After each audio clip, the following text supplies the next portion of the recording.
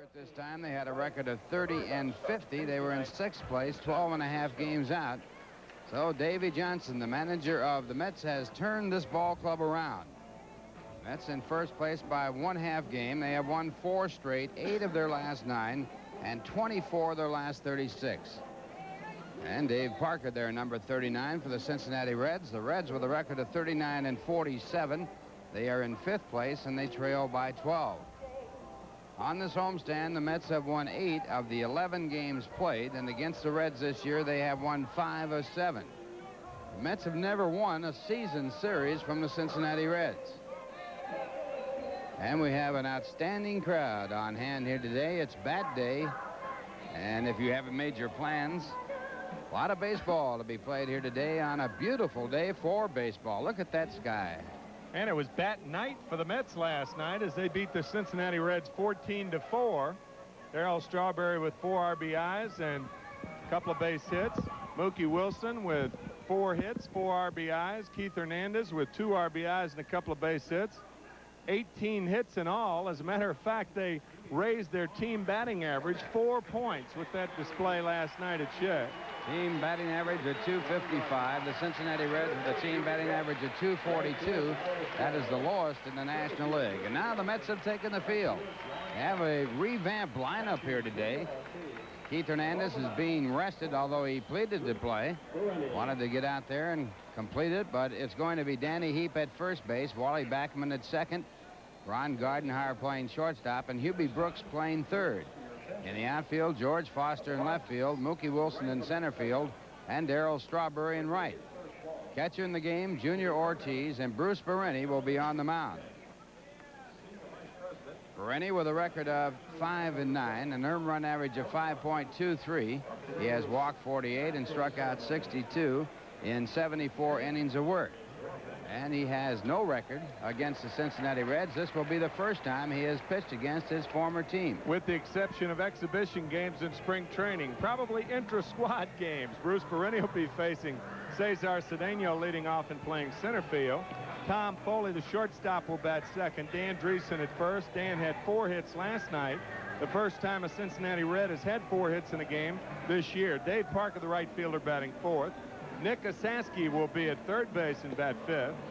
Dwayne Walker, the fine-looking hitter, will be in left field and bat 6th. Ron Oster, the Cincinnati product, batting 7th and playing 2nd. Dan Billardello will do the catching and bat 8th. And Charlie Puleo, there's Charlie, the ex-Met, traded over to the Cincinnati Reds for 2 other pitchers 2 years ago in the Tom Seaver deal. And this copyrighted telecast is presented by authority of the New York Mets and WOR-TV and is intended solely for the private, non-commercial use of our audiences. Any publication, reproduction, retransmission, or other descriptions and accounts of this game without the express written consent of the New York Mets and WOR-TV is prohibited. And now the leadoff batter, Cesar Cedeno, and the first pitch of the game. Fastball for ball 1. Cedeno hitting .292. He has 6 home runs, 21 runs batted in. In the games that he has started, he has batted .317. Fastball, a base hit to left field. So Cedeno singles to left field, and the Reds have the first base runner. Cincinnati shortstop. That'll bring up the shortstop, Tom Foley. Foley hitting .276 for the year with 3 home runs, 19 RBIs. Against the Mets, he has had 6 base hits in 11 at-bats, 1 of them a home run. It came in this series. And Foley has been hot. He's had 6 hits in his last 13 at-bats, and the fastball for ball 1. Cedeno not as much of a threat to run as he was 10 years ago, but he has stolen 5 bases in 6 tries this year. He was thrown out for the first time in the opening night of this series, Thursday, thrown out by Mike Fitzgerald. And again, the fastball. The count 2 balls and no strikes. Back in 1977, Cedeno had 61 stolen bases, his high in his career. Stole over 55 years in a row. That's a National League record. Cedeno with a total of 521 stolen bases in his major league career. And a fastball for ball 3. 3 balls, no strikes. The all-time leader in stolen bases, Lou Brock with 938, and Ty Cobb with 892. On deck batter Dan Dreesen. So now Berenyi working himself into trouble. 3-0 pitch, and he walks him on 4. That puts runners at first and second base. And it brings up Dan Dreesen. Dreesen with 4 home runs, 21 runs batted in, hitting .287, and as Tim pointed out, he became the first Red to get 4 hits in the game when he went 4 for 5 in last night's ball game. Dreesen against the Mets has had 10 hits and 21 times up this year. And in this series, he's 4 for 6. Runners at first and second, no one out. We're just underway. Bruce Berenyi on the mound, and he gets a strike with a fastball. Dan Dreesen, when the weather heats up, so does he. Last year in June, he batted .375. In July, he batted .338. He is a hot weather hitter, as he proved last night. 1 strike to count to Dan Dreesen from Hilton Head, South Carolina. And he asks for time as he backs out of the batter's box. Put some tape around that knob to make the knob bigger. Some hitters like those knobs, others don't. And the 1 strike pitch. 1 ball, 1 strike. There you can see the bat handle. He puts tape around the knob and then chokes up. Now figure that out. 1 ball, 1 strike. And the breaking ball. It's popped up, an infield fly. The batter will be automatically out. Hard play on it by Junior Ortiz. He doesn't even have to catch it. Infield fly rule again is in effect whenever runners are at least on first and second. I say at least because the bases could be loaded and obviously less than 2 out. And I have contended for years, Ralph, that if more infielders would drop balls like that, I'll guarantee you on natural surface, because you don't have the danger of the big bounce there, they'll get runners. They'll get runners to move. Now the batter's automatically out, but the runners can advance at their own risk, and you could sucker somebody in a play when you allow that ball to drop. The rule is in there to protect the offensive team. Keep out of the double play when the player drops a ball on purpose. And now the batter is Dave Parker, and he has a wild swing. It's strike 1. I don't think I've ever seen a catcher go to the pitcher's mound to catch a ball in the infield. Where was everybody else? Let the sure man have it. Junior has good hands, but that's now, a hard play minute. for a catcher. I'm telling you. It really is. 1 strike to count to Dave Parker, batting .284. And he goes after a low fastball, strike 2. Parker with 6 home runs, 47 runs batted in. He brings a modest 5-game hitting streak into this game. He has the most multiple hit games of any Cincinnati Red. He has 29 of at least 2 hits in 1 game. Dave Parker from that school of hitting, hack, whack, and head for the sack. Boy, he does swing that bat. Here's the 2-strike pitch. And he goes after a hard slider and is struck out. Berenyi gets his first strikeout. Outstanding pitch with the count 0-2. As we said, Dave Parker is a free swinger. He will swing at bad pitches. And Bruce Berenyi played with him for the first half of this season, knows that, and threw the ball out of the strike zone. Good 0-2 pitch by Berenyi. And it brings up Nick Kasaski. Nick with 5 home runs, 26 RBIs, hitting just .186. And he fouls a fastball back. Kasaski not hitting his weight. Have you noticed how many balls he's fouled back the other way, too, Ralph, during this series? Behind the fastball. He's had only 1 hit at 7 times up in this series. And they had counted on him for considerable power. Again, a check swing, and again he's behind. And it's strike 2. I think you pointed it out appropriately in that first game Thursday night, that he is caught in between. And that's a bad trait for anybody, to be indecisive, but especially for a hitter. Behind the fastball, ahead of the curve, guessing the wrong way. 2 strikes to count.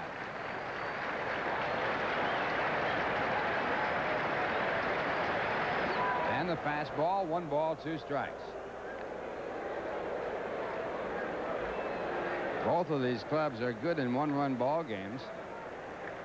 Cincinnati has won 18 and lost 12 1-run ball games. The Mets have won 18 and lost only 9. And again, the breaking ball. A hard slider, 2-2.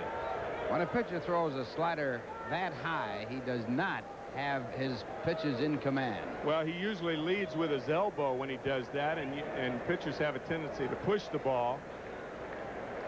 The elbow should trail the hand, especially on a pitch like that slider, and that's when you're really staying on top of the pitch.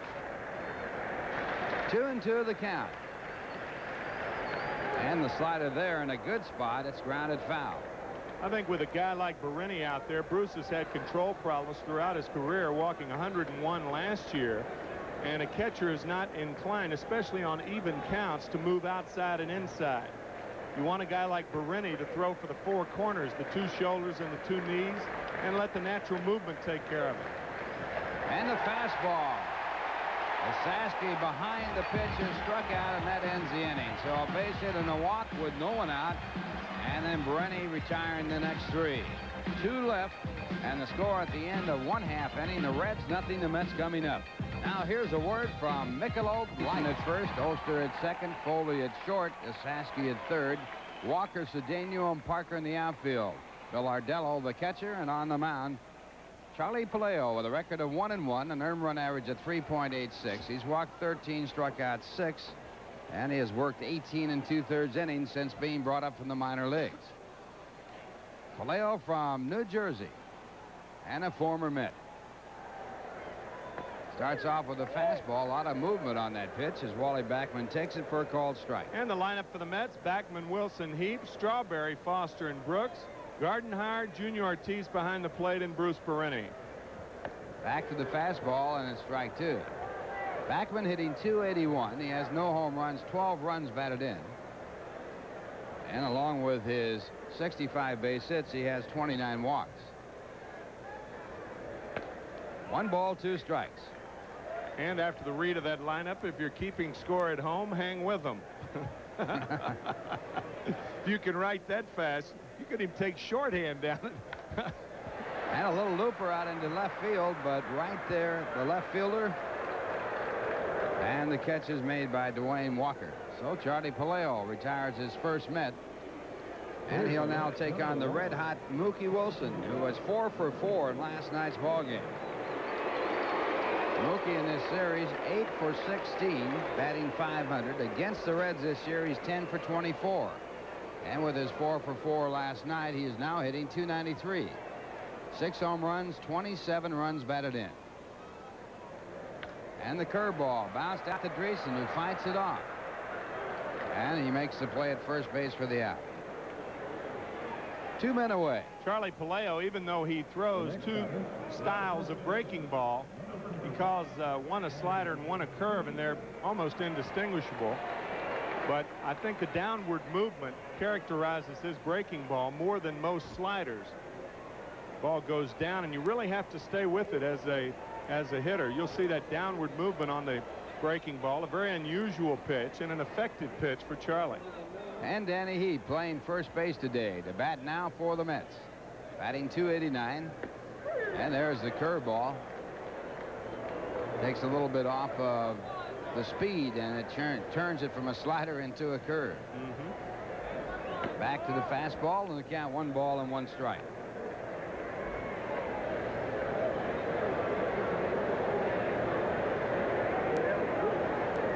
Charlie Puleo. Line drive, base hit to left field.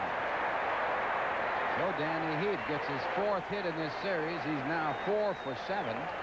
And the Mets have the first base runner. Tell you, that's a quality swing that Danny Heat put on that changeup outside, a straight change. Now watch him commit a little bit with his body, but his bat's back.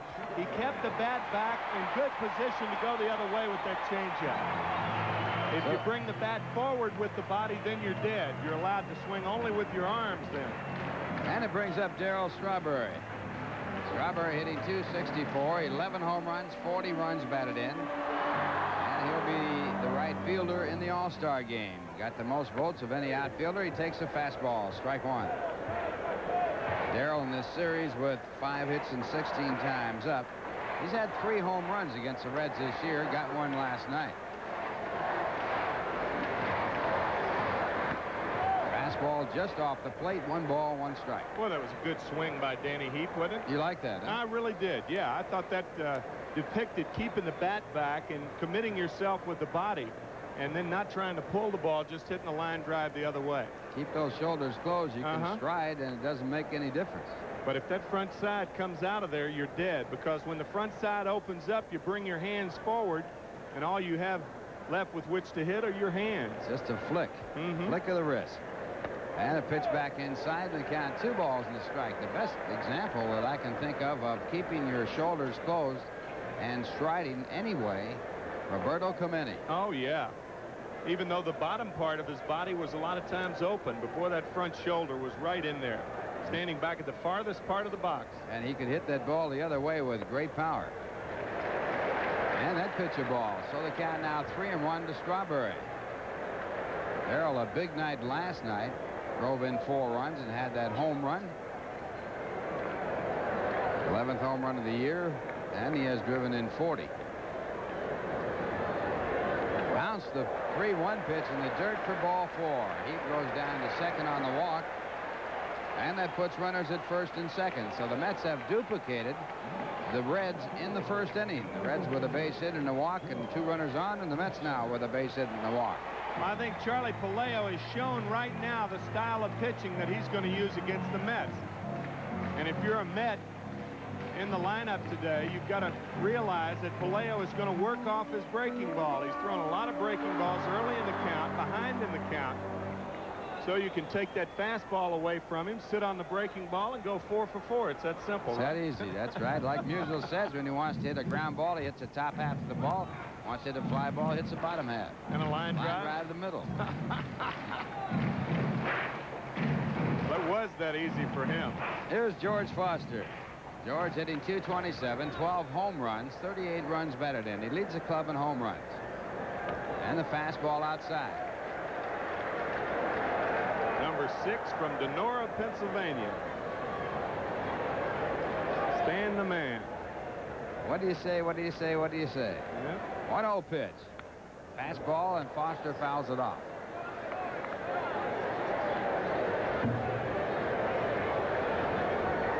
One ball, 1 strike. Foster got off to a good start this year, but then has not done much of late. Against the Reds, he's had 4 hits and 20 times up this season. Slider, line to right field. Danny Heap, rounding third, is waved in, a high throw, and it is not in time. So Foster singles to right, and Dave Parker, who has a strong arm, threw it in on the fly. Moving over to third base is Strawberry. And Foster still at first. Had a lot of hang time, this throw from Dave Parker. Danny Heap, an average runner. Now watch this throw, and watch Billardello. There is no way you can give a runner that much of the plate to slide for. Danny Heap doesn't have to slide. Tell you, you put that left ankle and use that shin guard, and a guy who tries to come in standing up, you can knock him all the way over to the dugout. No way. No way you give him that much of the plate for which to slide. Even though I will say the throw was a little bit toward the first base side. But you plant that left foot and put your weight on the left foot, and there is nobody who can touch that plate, I'll guarantee you. So Strawberry at third. Foster gets a run batted in. That is his 39th of the year, and it brings up Hubie Brooks, and the curve is bounced.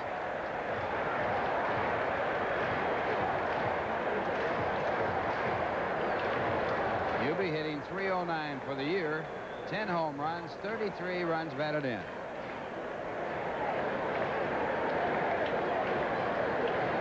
And the slider up too high, and I'm sure Puleo wanted that for a strike.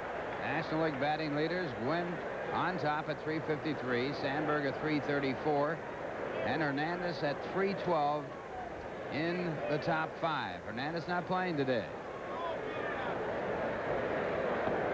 Ball, and the count goes to 3-0. Say, you have seen 2 good pieces of hitting in this inning. Danny Heap, it all started so innocently with that changeup that was hit the other way to left field, and George Foster hitting the slider out right on the corner to right field. You don't see too many straight pull hitters anymore, do you, Ralph? No, it seems like everybody's off the plate and they hit straight away. And the 3-0 pitch, a called strike. I guess the one that comes to mind, Richie Hebner of the Chicago Cubs. He's a dead pull hitter. But most hitters use all parts of the field to hit in. Wall to wall. Yep. And ball 4, and that'll load up the bases. Second walk given up by Puleo. The first going to Strawberry, and Strawberry at third. Foster at second. Brooks at first, and Stan Williams going out the mound as you look at Vern Rapp, the manager of the Cincinnati Reds. It's been a tough year for him. That picture is worth 1,000 words. Disenchanted Vern Rapp. Stan Williams, the pitching coach, out talking to Charlie Puleo.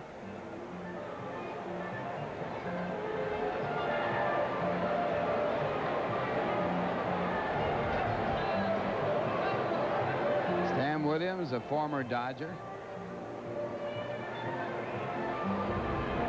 And a really redneck type pitcher. He liked to knock people down. Woo.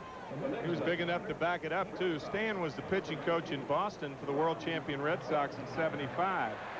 Thought very highly of in the Boston Red Sox organization. He's a good man. Knows a lot about pitching. And was a good pitcher. Yes, he was. Ron Gardner now with the bases loaded and a breaking ball over, a called strike. Ron has batted .339 in his last 21 ball games, and that has raised his average to .236. He has 1 home run, 8 runs batted in. And another breaking ball. So Gardner in the hole now with a 2-strike count.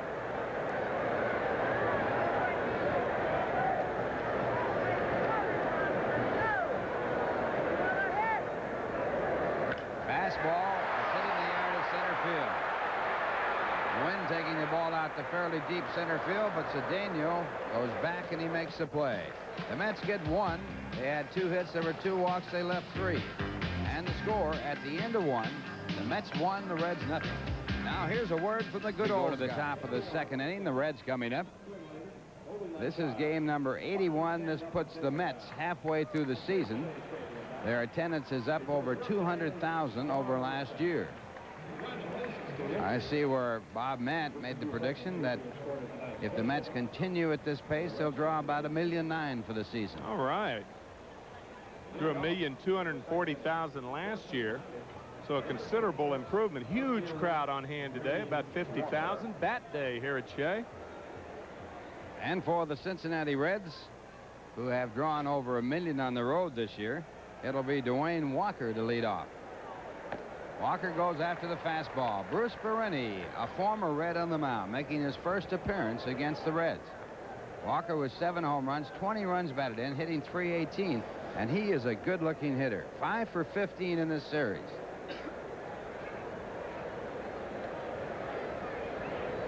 Keeps the shoulders turned in.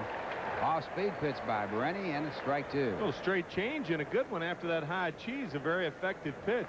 Mel Stoudemire has been working with him. He has done some job as a pitching coach of the Mets. He really has. Tom Hume warming for the Reds. And he goes inside with a fastball. Another good pitch. Good purpose pitch. 1 ball, 2 strikes. Dwayne Walker, the batter. Curveball, it gets by, but it's called a ball. If that had been called a strike, Walker could have taken off for first base, and that's the reason for Ortiz coming out of there in a hurry. And this is staff day for both sides. With the 3-day All-Star break approaching, the next game that both teams will play will be Thursday night. If either team gets in trouble in a high-scoring game, they can use anybody for the most part. And here's a off-speed pitch again. The count goes to 3-2. I remember a game against Cincinnati where the Mets used Tom Seaver in relief, one of the few times he ever relieved. And Tony Perez hit one out of the ballpark on him, beat him a ball game. Now the pitch back, a fastball, ball 4. So Berenyi now has walked his second man. Well, after moving the count to 0-2 with 2 quality pitches, Bruce Berenyi loses concentration. And those old bugaboos, the walks, which have really haunted him throughout his career. He has outstanding stuff, and when you see his fastball and breaking balls, you don't, if he could throw strikes, you'd Can't hit him. Yeah, no way. Throw to first base. Walker back. Ron Oster, the batter. He's had a tough time. Fastball fouled off, and that might be the reason why. He was way behind that fastball. Oster hitting just .208. No home runs. And there is Tony Perez, one of the all-time great clutch hitters, back with the Cincinnati Reds. Awesome hitter. Oster's had just one hit and 21 times up against the Mets this year. Walker chased back. Walker with 5 stolen bases. The Reds are a running type ball club, but they haven't done much in this series. And again, the fastball fouled off. The Reds have 92 stolen bases, and they have a 71% successful ratio. Cardinals lead the league in stolen bases with 98. Cardinals broke an all-time record when they stole 216 2 years ago in their World Championship season. And that pitch inside. 1 ball, 2 strikes. All-time record for the Cardinals, not the National League. And the Cardinals always have been a running ball club. Dating back to the days when they didn't run a lot, they had the Gas House Gang and some guys that could fly. 1-2. And now 2-2. And again, Berenyi falling into this pattern. He gets a quick 2-strike count and then has trouble finding the strike zone.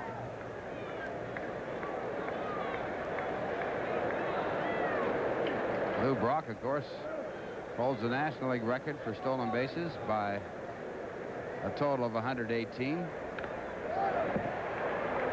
Ball just fouled, and the count stays at 2-2 on Ron Oster.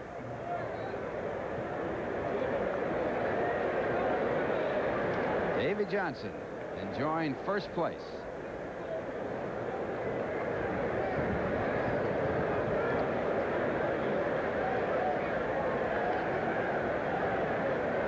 Two-two pitch, and now ball 3, so the count goes full, and that should mean that Walker, the runner at first base, will be running on the pitch.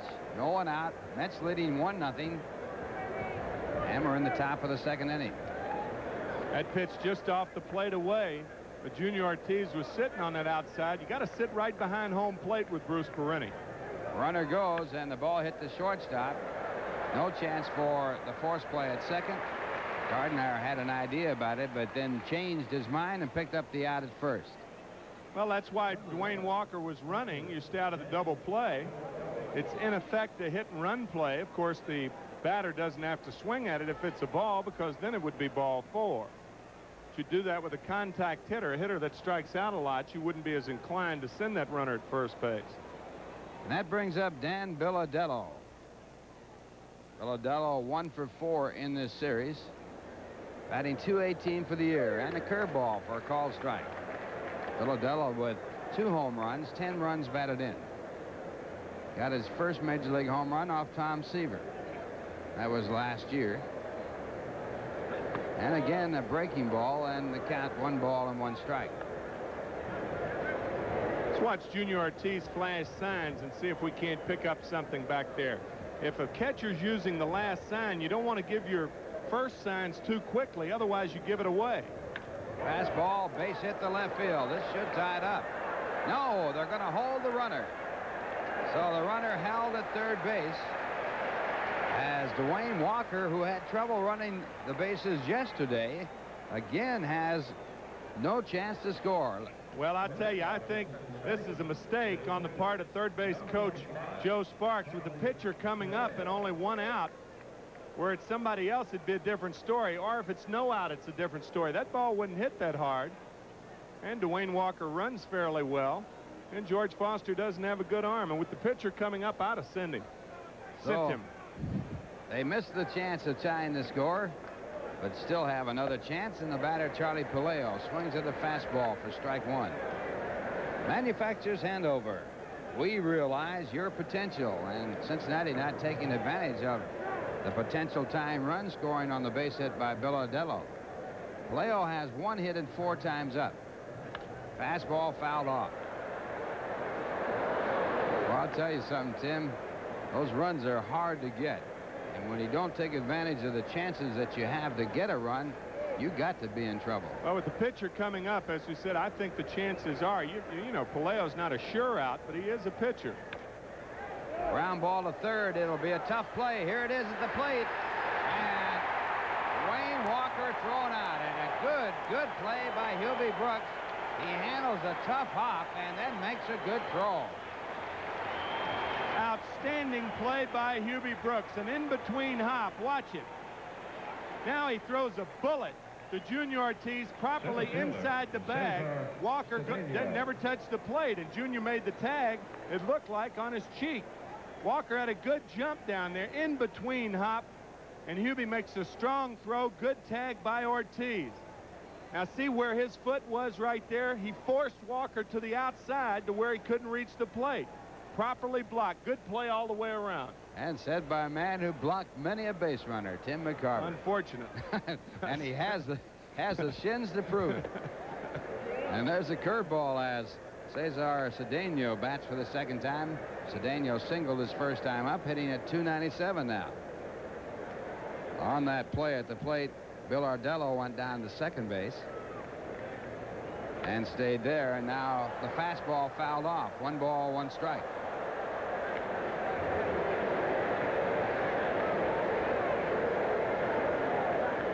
Took so many things on that play to be right. And in between hop, Hubie came up with it. A strong throw home. Ortiz inside the line and then blocked home plate perfectly. And the bullpen enjoying the sun out there. There's a long fly ball to right. Strawberry is there. And that retires the side. So no runs, 1 hit, 2 men left on base, and the score at the end of 1 1/2 innings. It's the Mets 1, the Reds nothing. Now, here's a word from manufacturers. The Reds last night, the Mets winning 14-4 with 18 hits on the game. And Junior, for the most part, has done a fine job. He has played sparingly this year, catching only Mike Torres initially, and then when Mike was released by the Mets, and he's been catching Bruce Berenyi. Mike Torres, by the way, is signed with the AAA ball club of the Oakland A's, right? Mm-hmm. AAA affiliate of Oakland. And we're hoping Mike can work his way back to the big leagues. He's a good guy and a competitor with a fine career. Oh, right around 250 wins, huh? About, I think, 185. Is that what it was? 185, but an excellent ratio, like something like 185 and 155.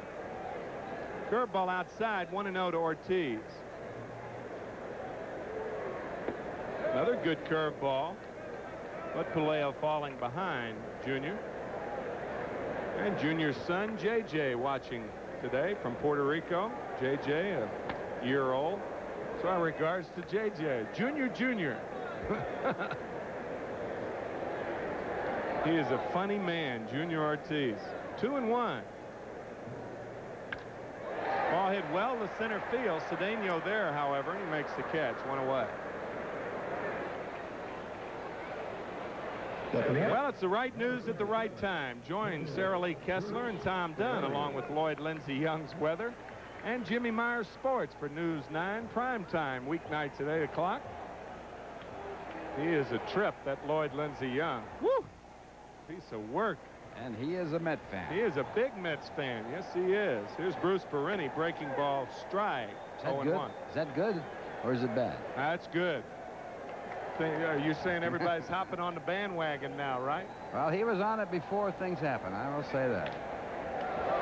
And a broken bat off the end of the bat. Oster fields it flawlessly and throws out Berenyi 2 away. You know, in fairness to the fans, they have stuck by this ball club through thick and thin, and it's been a little lean here in recent years. And it's a credit to the fans who have stuck by the Mets, and they have come out to watch this fine young ball club play.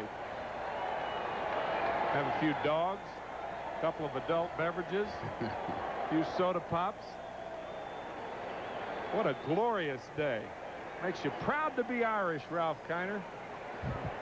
Wally Backman, the batter. Wally fouls it away. 0-1. What do they say? There are two kinds of people, those that are Irish and those that want to be. Huh? Yeah, that's right. The old saying, if I weren't Irish, you know what I'd rather be? Dead. Only kidding. Line drive, base hit, left field. Wally Backman continues his torrid hitting.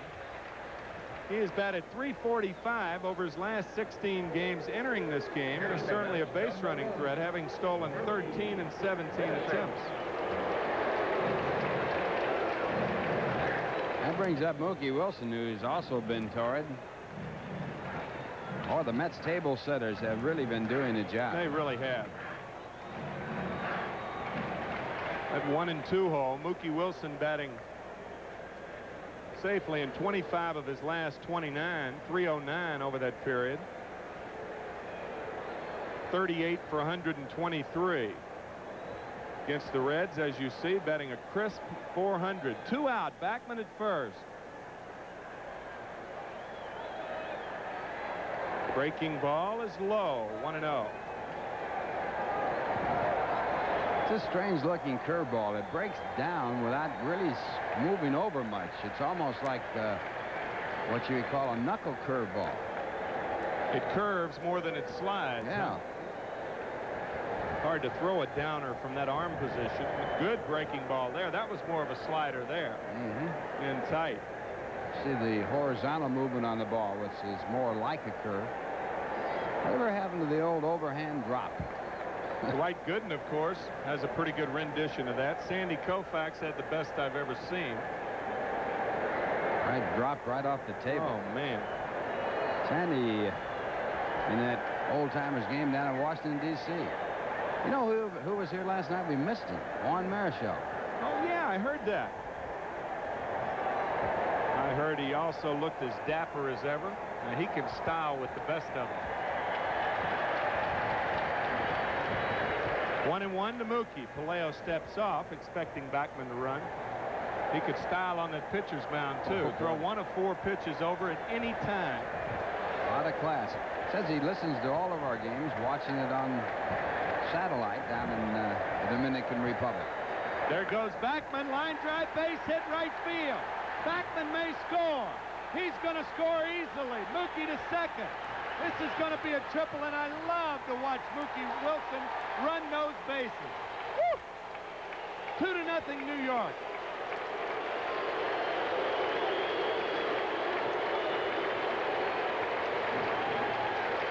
Well, Mookie back to get his cap. He left it way back there as he ran right out from under his cap on this triple down the right field line. No way they could get him at third. Throw goes into the cutoff man. Backman comes in to score, and the Mets have a 2-0 lead. Backman running with the pitch, scoring easily. Mookie with that great speed ends up at third base. Danny Heap, the batter. Danny single his first time up, and a changeup is low. Only the 7th triple for the New York Mets this year. They are last in the National League in triples. The Cardinals have 30. Big difference. It's a very exciting hit, isn't it? I think maybe the most exciting hit, next to a long home run, of course. What a home run inside the park might be a little more. Don't see that very often. Usually that comes on a misplay.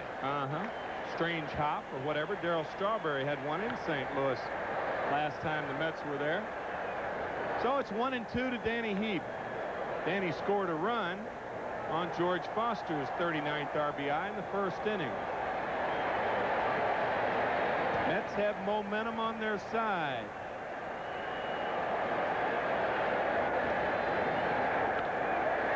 Ball hit well to left center field. Cedeno over. Can't get to it.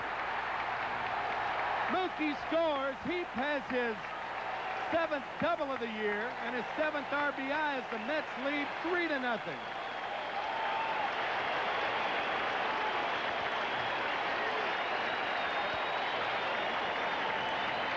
Well, there was a time when Cedeno would have caught this ball, but he doesn't run like he used to. He used to be so fast. Makes a gallant try out there, and the ball drops in. Mookie scoring from third base, and Danny Heap ending up at second as the Mets pick up 2 runs on 3 hits with 2 men out. He comes close, but no cigar. So a conference at the mound as Mookie gets his breath back.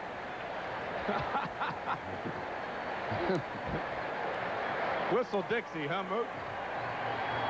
Junior Ortiz Jose Oquendo gives him a handshake as Darryl Strawberry steps in to the batter's box. The Mets have scored all 3 runs here in the first 2 innings with 2 out. As a matter of fact, all of their activity has happened with 2 out. Puleo retiring the first 2 men in both the first and second inning. That 3rd out has come very, very hard. Strawberry walked his first time up. Puleo stepping off.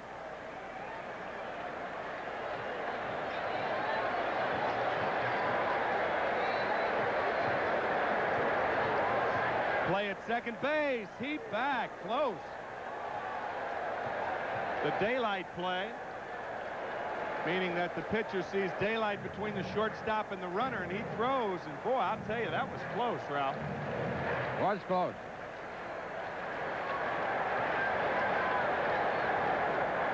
Swing at a high fastball, 0-1. Darryl batting .264, has 40 RBIs. Second to Keith Hernandez, who leads with 43. And the wave has started at Shea.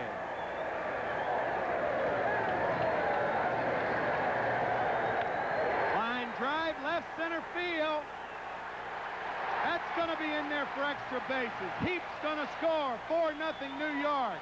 Strawberry has a double.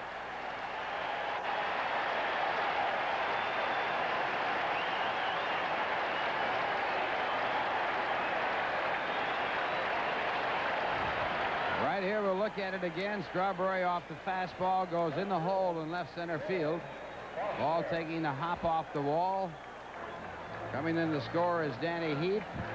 And Strawberry into second base with a stand-up double and a run batted in. For Strawberry, his 41st run batted in.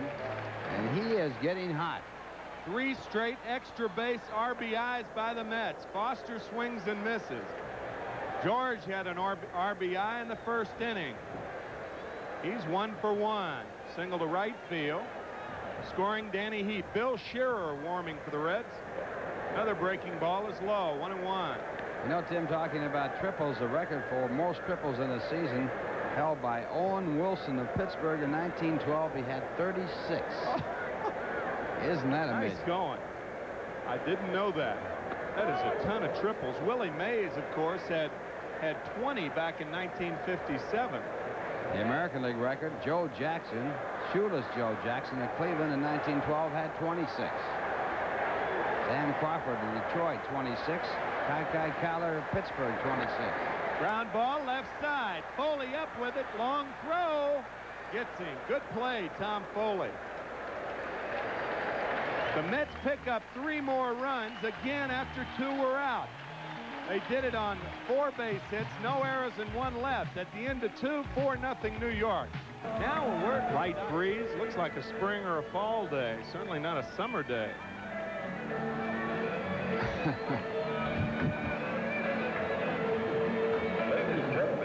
Leading off the 3rd. Fort Lauderdale, Florida loves the Mets. All right. Tom Foley, the batter. I tell you, with the Mets playing this brand of baseball, you hate to see the All-Star break come, don't you? Everything is breaking right, and now the All-Star break. Tom Foley walked his first time up. When you consider the alternative, though, I think it's better. Yeah. When you're in last place with the All-Star break, it's all over. Yeah, that is true. Line drive right at Danny Heat.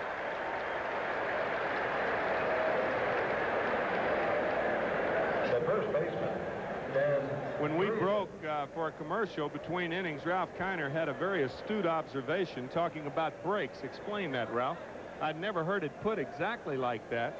Well, when you start getting breaks, things happen for you, and then you start to believe that you deserve them, and then you start getting more. Ground ball right side, high hop. Backman throws out Danny Dreesen, 2 away. And then after that, you start expecting them. And right fielder, and you get them. Even though you've made them initially, you've made your breaks, and then you start getting them, and then you think a game shouldn't be played without you getting your share of breaks.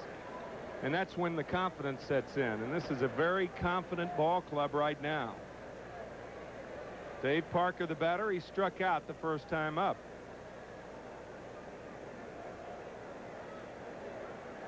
It's a high school photo of our director, Bill Webb. Slider is on the outside corner. He touched it up. He looks pretty good. 0-1 to Parker. Fouls it away, 0-2. Might point out that I believe it was 1912. It might have been 1914 that the Boston Braves were in last place around July 12th, somewhere there, which would be comparable to the All-Star break position, and then won a pennant. Jams Parker. It's going to be a tough play, and Gardenhire can't come up with it. It's an infield base hit for Dave Parker. Tough play. It's a base hit all the way. Parker still runs very well. He's not quite as fast as he used to be, but this ball chopped too high, and then Gardenhire in his haste tries to make the play, but if he had held on to the ball, he still could not have picked up Parker. You were saying about the Braves. Yeah, and then, of course, in 1973, the Mets were in last place. August 30th, they went on to win.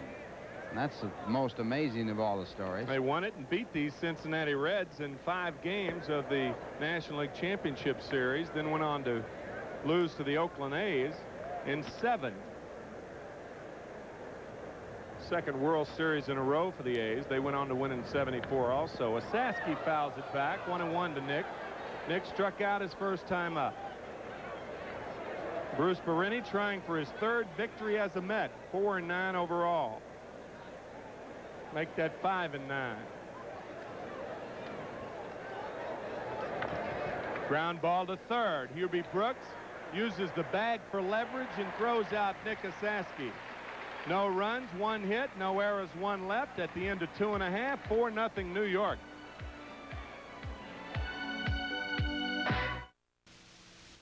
And in the last 24 hours, the Mets have been hitting balls off the wall. And fans, a reminder that the season is nearly half over with the All-Star break, less than a day away. As a matter of fact, today's the last day before the break. And the 84 Mets are the surprise of the National League. The action will be at Shea Stadium this summer. And we'd like to remind you that you can still purchase seats on a season basis. With season tickets, there's no waiting on lines, and you're guaranteed choice seats for every game when the Mets enter the ever so important home stretch. 24 games after the All-Star break are against Eastern Division opponents, and those games are sure to be a deciding factor in the NL standings. So think about Mets season tickets and catch the rising stars here at Shea. For information, call the Mets ticket office during business hours. Dial 212-507-TIXX. That's 507-TIXX. Hubie Brooks walked his first time up, 0-1 to Hubie. Ball hit well to left center. Cedeno back, and he's there. Good play by Cedeno. He ran to the spot where he thought the ball would be. It was. Shortstop. And he made the catch. Well, blue skies up above. Nice to see those blue skies after all the rain the Mets have had, but the Mets have been very fortunate getting their games in spite of the heavy rains around the area. Nothing like having a whole mess of doubleheaders down the line as you fight for first place. Ryan Gardenhire, the batter, he skied to center his first time, fouls it away, 0-1. I think one of the problems that Montreal has had in their quest for a National League championship has been the fact that the weather has given them a lot of extra games to play in the late month of the season. How about those Padres? They have 7 doubleheaders, 6 of them rainouts after the All-Star game, 2 against the Mets. Padres leading the National League West by 5 games. Lead Atlanta by 5, the Dodgers by 6.5, Houston by 9. Good fastball, 1-2 to Ron Gardenhire. Gardy batting .236. He has a home run, 8 RBIs. Slider misses, 2-2.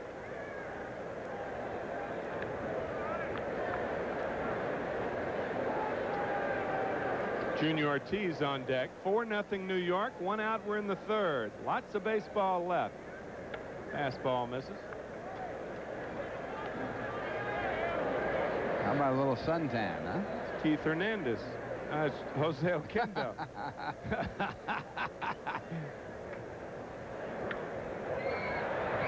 Like Pancho Villa there. This ball could drop, but Cedeno tracks it down. Cedeno has 4 putouts now in center field, and the batter, Junior Ortiz. Junior Ortiz. Yeah, Jose just enjoying the sun, huh? Has his sleeves rolled up. Little siesta time.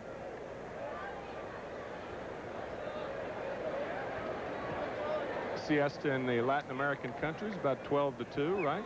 Now, right after that good luncheon meal. Fastball to Ortiz, a strike, 0-1. After the Frioles. Yes, sir. Fastball grounded to second base. Ron Oster up with it. And a quick inning for Charlie Puleo. The first time the Mets have gone in order. And after 3, it's 4-0 New York. Now a word from Michelob Light. Lost only 1 match all year. Unbelievable. Say, fans, it's Psych Week on the 4 o'clock movie. George Segal stars in the story of an American POW who is despised for the wealth he has gained by trading with the enemy. King Rat, tomorrow on the 4 o'clock movie. Well, it's Dwayne Walker to lead off for the Cincinnati Reds. Walker walked his first time up, was thrown out at the plate by Hubie Brooks. And he looked at a called strike from Bruce Berenyi. You and Timmy were talking about the All-Star break coming, and the Mets have got to hope they don't lose this momentum. 0-2. This homestand, particularly the last week, Mets have been on a roll. Well, a win here today could give them a homestand of 9-3. And 3 pitches and goodbye. 3rd strikeout for Berenyi.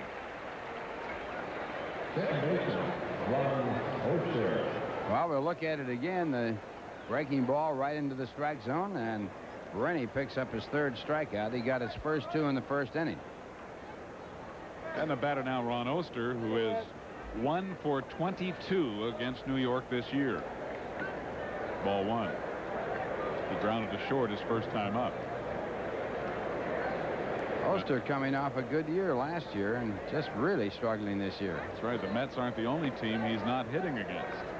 Last year he hit 264, had 11 home runs, played in 157 games. And the amazing thing about it, Ralph, he led the Reds with 58 RBIs last year. That's how poorly they played as a team. He led the team in RBIs. 2-1. This year, of course, they have Dave Parker, who is leading the club with 47. There's a base hit. Mookie over to cut it off in right center field, and a 1-out single here in the 4th for Oster, only his 2nd hit this year against New York.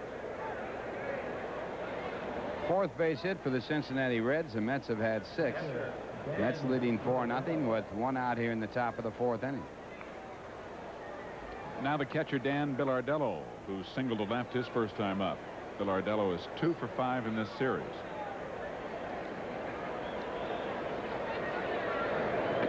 The fastball right in there.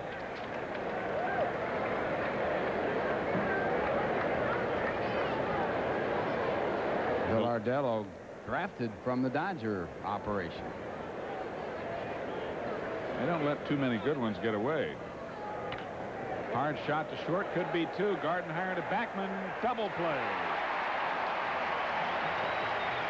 Number 74 on the year for New York ends the 4th inning. A hit, but nobody left. Berenyi still with a 4-0 lead after 3.5. We're back after this word from the good old guys.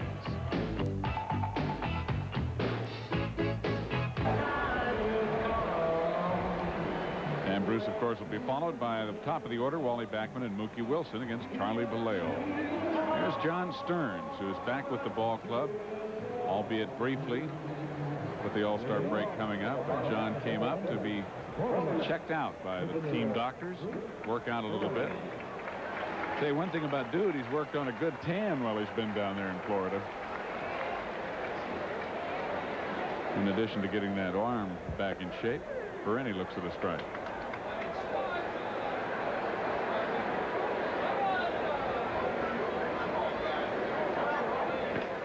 And 1-1. Berenyi grounded to second his first time up. I think John's itching to be a part of this ball club. He likes to be on a winner. Slider misses again. 2-1. Very aggressive type ball player. Well, in the past, he's provided a lot of leadership for the Mets. And there's a well-hit ball to right. Parker drifting towards center. 1 away. Checking out the scoreboard in the National League. 1-1 in the second. Astros against the Expos. Phillies 2, Braves nothing in the third. Pirates and Padres later. Cardinals and Dodgers later. Cubs and Giants later.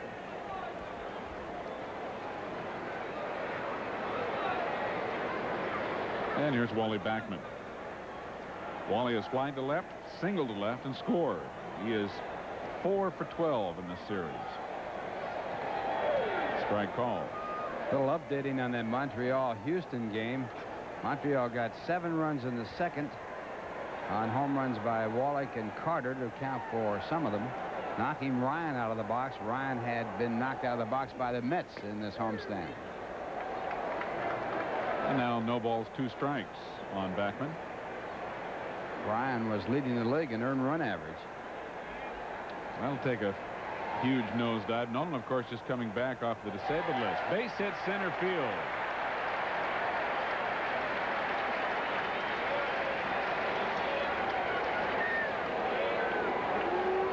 In the American League, no score in the first. A's and Brewers. Yankees no score in the first as they get underway against the Twins. And it is 2-0 Red Sox over the Angels. And in the second game, it is no score. Mariners and Blue Jays in the second, no score. Tigers and Rangers at night. Tigers leading Toronto by 7 games. White Sox on top of the Angels now by a half game. Angels have been leading all along. Crazy division over there. They've lost 4 in a row. Only 3 teams are over 500. You saw what Mookie's doing in this series. 9 for 18, and this one's down the left field line. Fair ball. Here comes Backman. He's going to be held at third. Mookie goes to second base. He now has a triple and a double in the ball game today. He's hit in 26 of his last 30 games, well over 300 during that time. And Mookie now gets his 6th hit in his last 7 at-bats. 4 for 4 yesterday, 2 for 3 today. And this one hits right on the cut part of the grass, fair by a fraction. So the double by Mookie Wilson puts Backman at third base with 1 out and brings up Danny Heap. 8th hit in the ball game for New York. The Cincinnati bullpen jumping into activity again as Asaski has been asked to go in and talk to Puleo. Bill Ardello had made a couple of trips, and the Reds stalling for time, I'm sure. Puleo has been hit hard as the Mets have had runners on in every inning except the third when he retired New York in order. Looks like Vern Rapp is finally going to make a move. Tie your shoelaces. That'll take some time. He's waiting for the signal. He's going to make a double switch. Here he comes out to the home plate umpire. That's an indication he'll make a 2-way switch. Puleo's due to be the leadoff batter when the Reds come up in the 5th inning. So with Puleo out of the game, they'll make a 2-way batting order switch here. Well, Bill Shearer, the left-hander, had been warming up, and I would assume that he will go to Shearer to face Danny Heap. He'll probably switch the catcher. Yep, here comes Brad Goulden from the bullpen. So the Mets have knocked yet another pitcher out early. They jumped on Mario Soto last night. Soto had not lost to the Mets until last night. Throughout his entire career, he was 7-0. And Charlie Puleo leaves the ball game with 2 runners on, both in scoring position, after going only 3 1/3 innings. He's charged so far with 4 runs on 8 hits. He did not strike out a batter, and he walked 2. And with a left-handed batter due up and also followed by another left-hand batter, they have gone to Bill Shearer. Shearer, with a record of 1 win and 1 loss, has had 1 save.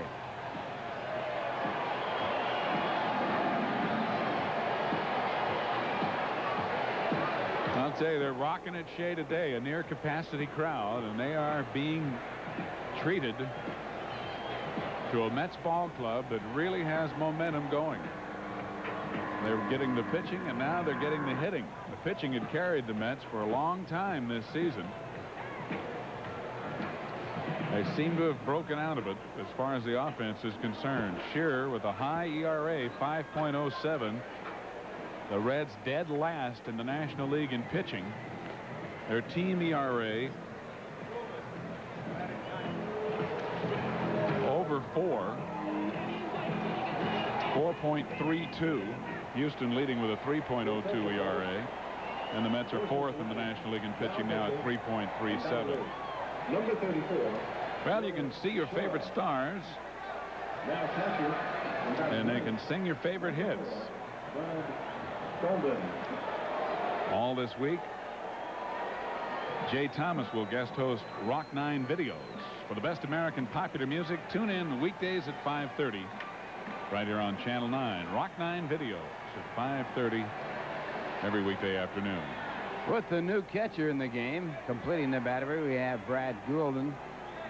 And now the Cincinnati Reds have no other catchers. They are playing with only 2 catchers on their roster. So if he gets hurt, who's going to volunteer?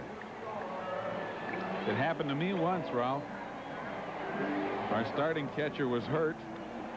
Our backup catcher got thrown out in an argument at home plate about the 7th inning, and to my great discomfort and surprise, I was motioned in from right field to catch behind the plate.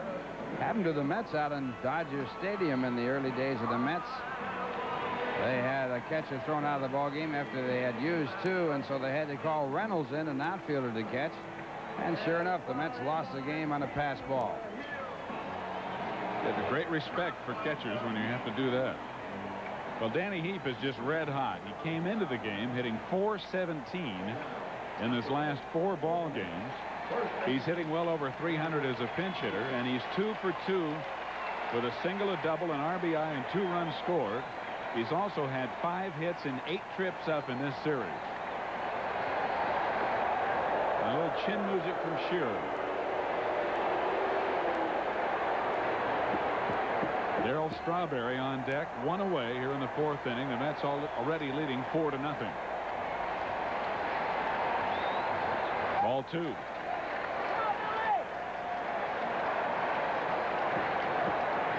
Shearer is not easy on a left-hand batter. He is a tough pitcher with that semi-sidearm motion, 3/4 semi-sidearm. You saw Backman at 3rd, Wilson at 2nd. And 3-0 now on Heat. They brought Shearer in to pitch to 2 left-handed batters yesterday, and he walked the 2 batters. That's when managers want to go to the razor blade. There's Strawberry on deck. And Danny green lighted, drives one to left. Walker makes the catch, but it'll be a sacrifice fly. Mookie goes to 3rd as Backman scores the 5th Mets run. That was very good base running by Mookie Wilson as Backman comes in to score. Mookie tagging up on the play. If that ball had not been caught, Mookie would have scored anyway, but he tags up. And now Walker, moving back, has to make the catch moving, and here goes Mookie as Backman scores, and he goes to 3rd base standing up. So the hustling Wally Backman has scored 2 runs in the ball game. Mookie Wilson, who has already scored a run, is at 3rd base with 2 out. Stan Williams out again, this time to talk to Shearer. And Darryl Strawberry, the batter. That run that scored will go against the record of Puleo. He has now been charged with 5 runs in the game. What a crowd on Bat Day here at Shea in the final game before the All-Star break. Near capacity. And may be a sellout. Strawberry has been hot. 1 for 1, a walk, an RBI double in the 2nd. He is 6 for 17 in this series with 2 home runs. And drove in 4 runs with a 2-for-4 night last night. There's the Strawberry. Down low, ball 1.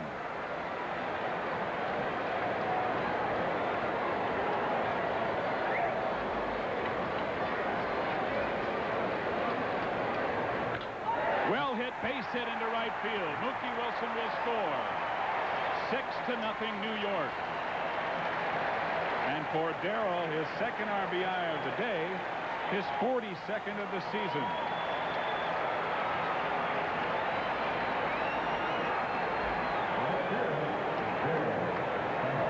Well, Darrell gets a fastball right here, stays right on it, lines it over second, drives in his 6th run in 2 games. Parker throws into second base as Mookie Wilson crosses from third, and Strawberry holds at first base.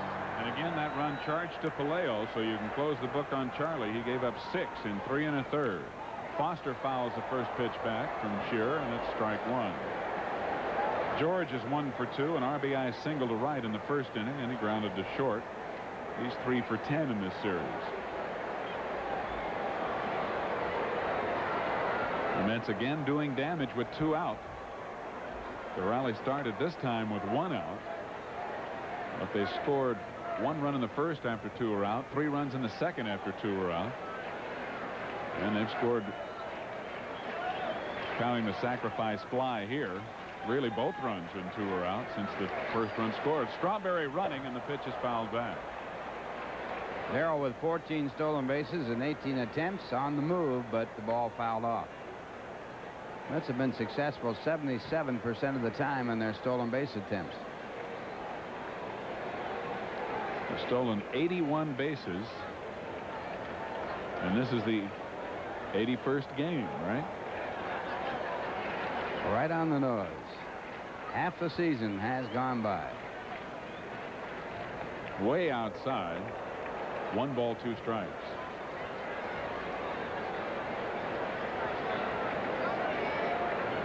In the old days, if you had a 6-0 lead and you attempted to steal, the other club would say, hey, you're showing me up. But baseball has changed. They don't get upset now. It's sort of expected. Ball game is there. Get all the runs you can. And strike 3. Bill Ardello dropped, or rather Goulden dropped the ball, but he throws on down to first anyway, even though it was occupied. So Foster strikes out to end the inning, but the Mets pick up 2 more runs on 3 hits. And 1 man left. A 6-0 New York lead after 4 innings here at Shea. Now we're having a word from Michelob Light. We're coming to you from Shea this afternoon on a magnificent day. And Mets pitcher and former Red Bruce Berenyi has a 6-run lead to work with. Well, back-to-back hits are in store when you tune in to Channel 9 every weeknight at 6. The SWAT team combats the toughest of street crimes.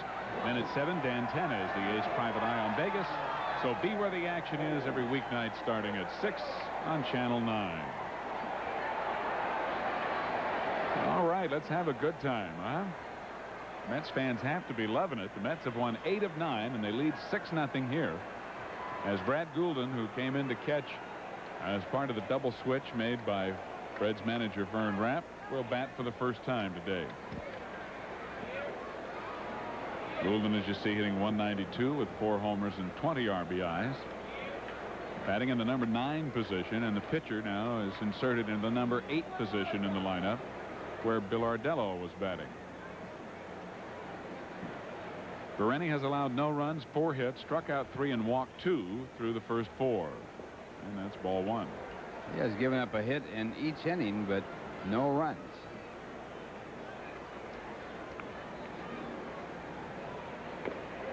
One and 1. Bruce really pitched tough in the first. He gave up a hit to Cedeno to lead off the game, walked Foley, got Dreesen to pop out, and then struck out Parker and Asaski. 2 and 1. Goulden has seen time here in New York. He was with the Yankees. Originally signed by the Dodgers, traded by the Yankees to Seattle. Foul back, 2 and 2. Then returned to the Yankees. Then he was traded to the Expos. Then returned to the Yankees. Then was sent down to the minors. Picked up by Cincinnati. Popped up, but it'll be out of play behind the Cincinnati dugout. Still 2-2. You got to have a little money in that bonus airline fare plan, huh? Yeah, so should I. Beautiful pitch. Berenyi picks up strikeout number 4 as he catches Goulden looking. Boy, this is a very good curveball right into the heart of the plate.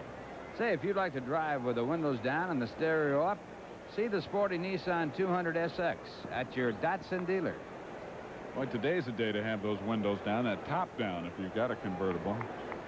Cesar Cedeno singled to left in the first and flied to right in the second. 2 for 10 in this series. And in 33 starts, Cedeno hitting .317 this year, even though he came into the game with a .292 average overall. Say, if that's the case, I think Bern Rapp ought to start him more often. Well, he's been bothered by injuries. And he's not the only Red to have that problem. 1-1 now. You're talking about airline fares. There's a beautiful shot of our Old Glory and the background of the cumulus clouds in the sky.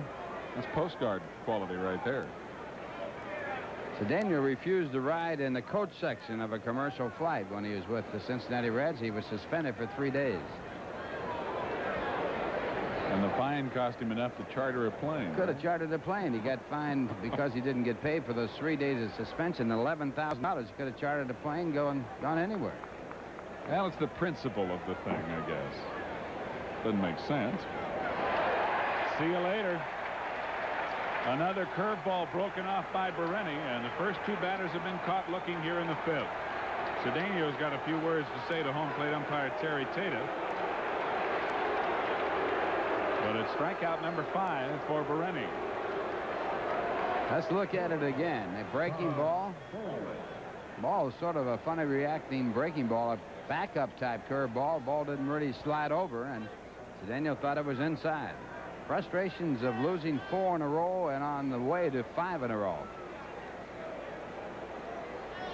Ball really did react funny. It broke down and in, and when you were expecting that pitch to break down and away.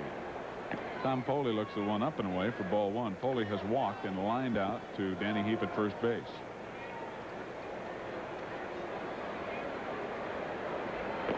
One and 1. Berenyi has been a much better pitcher since coming to New York. His ERA significantly lower than with the Reds. As an example, his overall ERA is 5.23 coming into the ball game. Since he's been with New York, 2-2 in 4 starts and a 3.52 ERA. Well, Mel Stoudemire, the pitching coach of the Mets, has worked with him, and he has had him throw more fastballs and a lot less sliders. The first game he pitched for the Mets, he threw about 60% sliders, and there's Mel Stoudemire with Keith Hernandez. Now he's gone back to the fastball. And it's a good one. Stoudemire told him flat out, said, your fastball's too good not to throw it more often. And possibly Bruce didn't have the confidence. Well, you know, when you're losing, and they've had a couple of bad clubs over at Cincinnati, you lose the actual pattern of pitching, and you can get into sort of ruts, get into bad habits. The crowd wanting another strikeout. But it's a line drive down the right field line and a foul ball. And there was the slider that he has been throwing in the past, and the ball hit hard. Here it is right now. You see it slide over at the last minute, and it was in the good part of the strike zone. Fortunately for the Mets, Foley just barely out in front, and he pulls it foul. Foley does have a home run in this series, only 3 on the year. So if you get it in his wheelhouse, he has some pop. He is the heir apparent to the shortstop, John. In fact, he played short earlier in the year, and Cedeno was moved to third. Not Cedeno. Concepcion was moved to third, and Concepcion complained about it, and he got back at short. Ground ball. Danny Heap fields it on the high hop to Berenyi, and the inning is over. A 1-2-3 for Bruce in the 5th. And after After 4.5, he leads 6-0 over Cincinnati. Now here's a word from Dotson on Diamond Vision. Just part of the fun here at Shea. And there's no doubt that two of television's classic comedy series are the Phil Silvers Show and the Burns and Allen Show. Well, you can now see both these great classic comedies every weeknight here on Channel 9. Catch that Radical Army Sergeant Ernie Bilko. Hey, glad to see you at 11 o'clock. And then George and Gracie follow at 11:30 with their own zany brand of comedy right here on Channel 9 every weeknight. Bottom of the 5th, 6-0 Mets lead, and back in Ralph Kiner. Okay, Steve Zabriski. Ralph Kiner along with Steve and Tim McCarver from Shea Stadium. The last game before the All-Star break. Hubie Brooks gets his first pitch from Shearer. Grounds at the shortstop, and Foley with a strong throw gets Hubie. So Hubie, who had walked and flied to center, is out on the ground. One away, and it brings up Ron Gardenhire.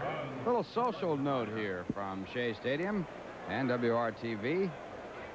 Pitcher Brent Gaff for the Mets and Shelley Wright will be married tomorrow in Atlantic City.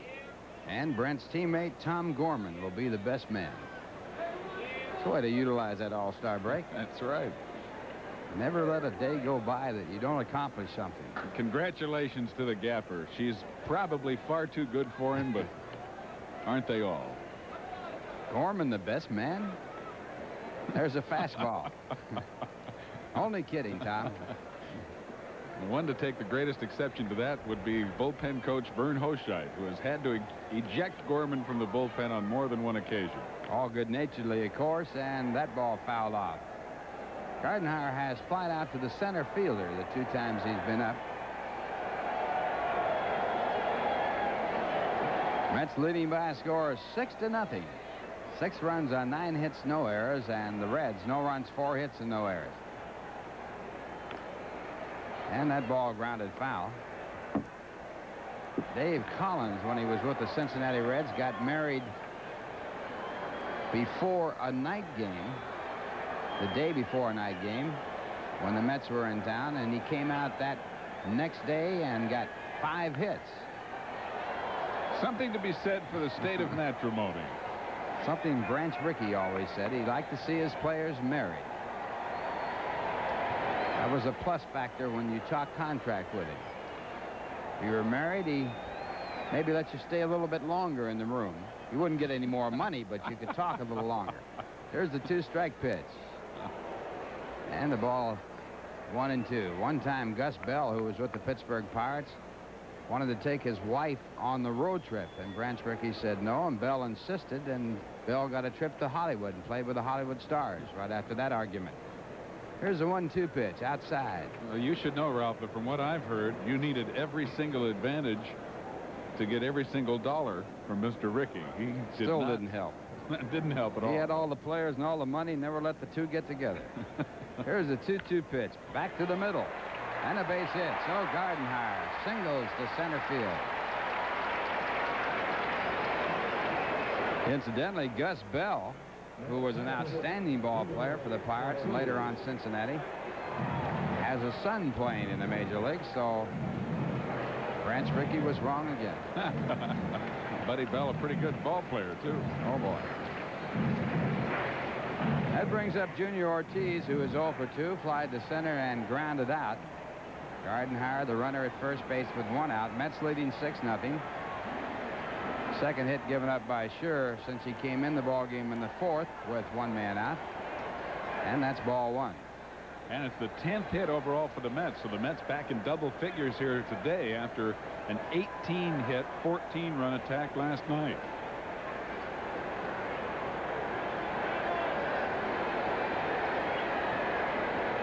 And an off-speed pitch. Ortiz completely fooled. 1 ball, 1 strike. Shearer with that high kick, yeah. Some kind of breaking ball, and he's got that lanky arm and leg motion. Comes at you like a windmill sometimes.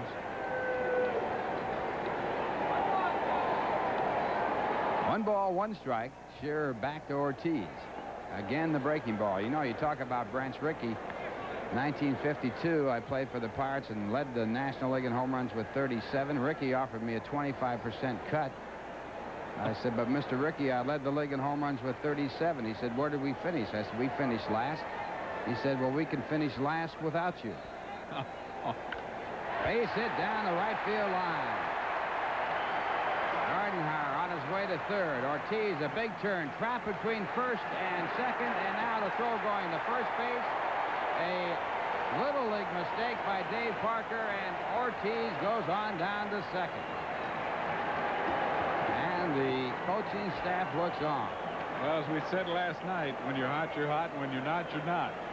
And again, Ralph, your statement about breaks happening and you expecting them to happen is really a point well taken. As Gardenhire rounds and goes to third, Parker kind of double pumps and then figures he has Ortiz going back to the bag. But Junior fools him and goes on into second. Junior came into the game hitting .444 against Cincinnati this year. So he has yet another hit against the Reds. And now Berenyi, the batter, and he'll get a run in. Gardenhire tagging up. He'll have to hurry to beat Parker. Here comes the throw. It's strong, and it is by the catcher, Brad Golden, and Gardenhire scores, and the Mets can now lead by a score of 7-0.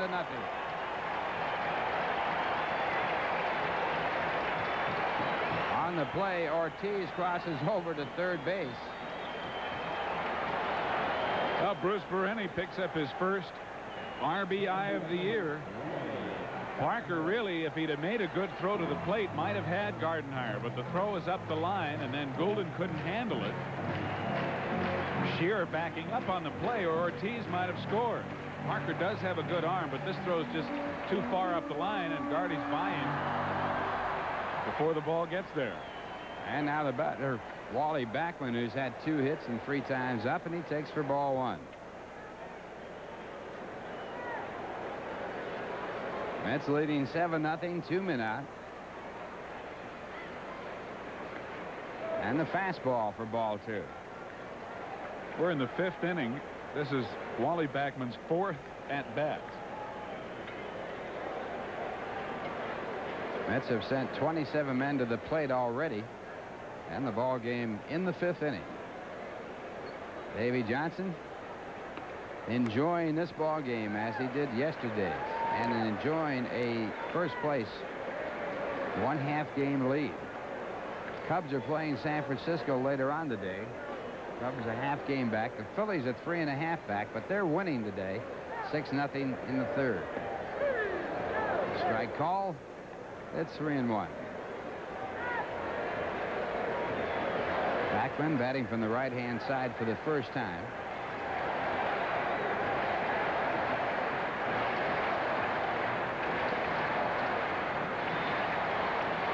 And that's ball 4. So Backman gets his 30th walk of the year. Puts runners at first and third, and Shearer will now be pitching to Mookie Wilson, who's had 2 for 3. Mookie batting from the right-hand side.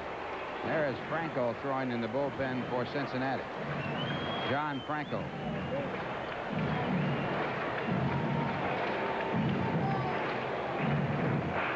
Mookie with a triple and a single.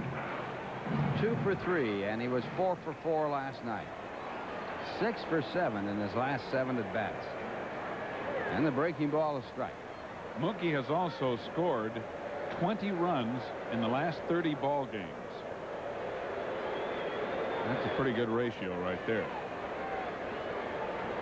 And he chases the curveball.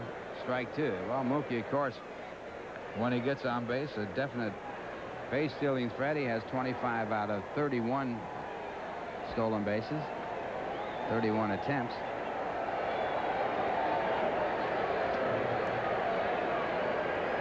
Struck him out. That will end the inning. The Mets get 1 more. They had 2 hits, and 2 men were left. And the score at the end of 5. The Mets 7, the Cincinnati Reds nothing. Now here's a word from Budweiser. Time to It's a Grand Old Flag, written by George M. Cohen. And here on this beautiful Sunday, the Mets are breaking some precedent. They have practically a full house, if not a full house. And it's a Sunday afternoon, and the Mets have had trouble playing good baseball and being on top on Sunday in the afternoon, and also before big crowds. Guess that's just another indication of the turnaround that's taking place, Ralph.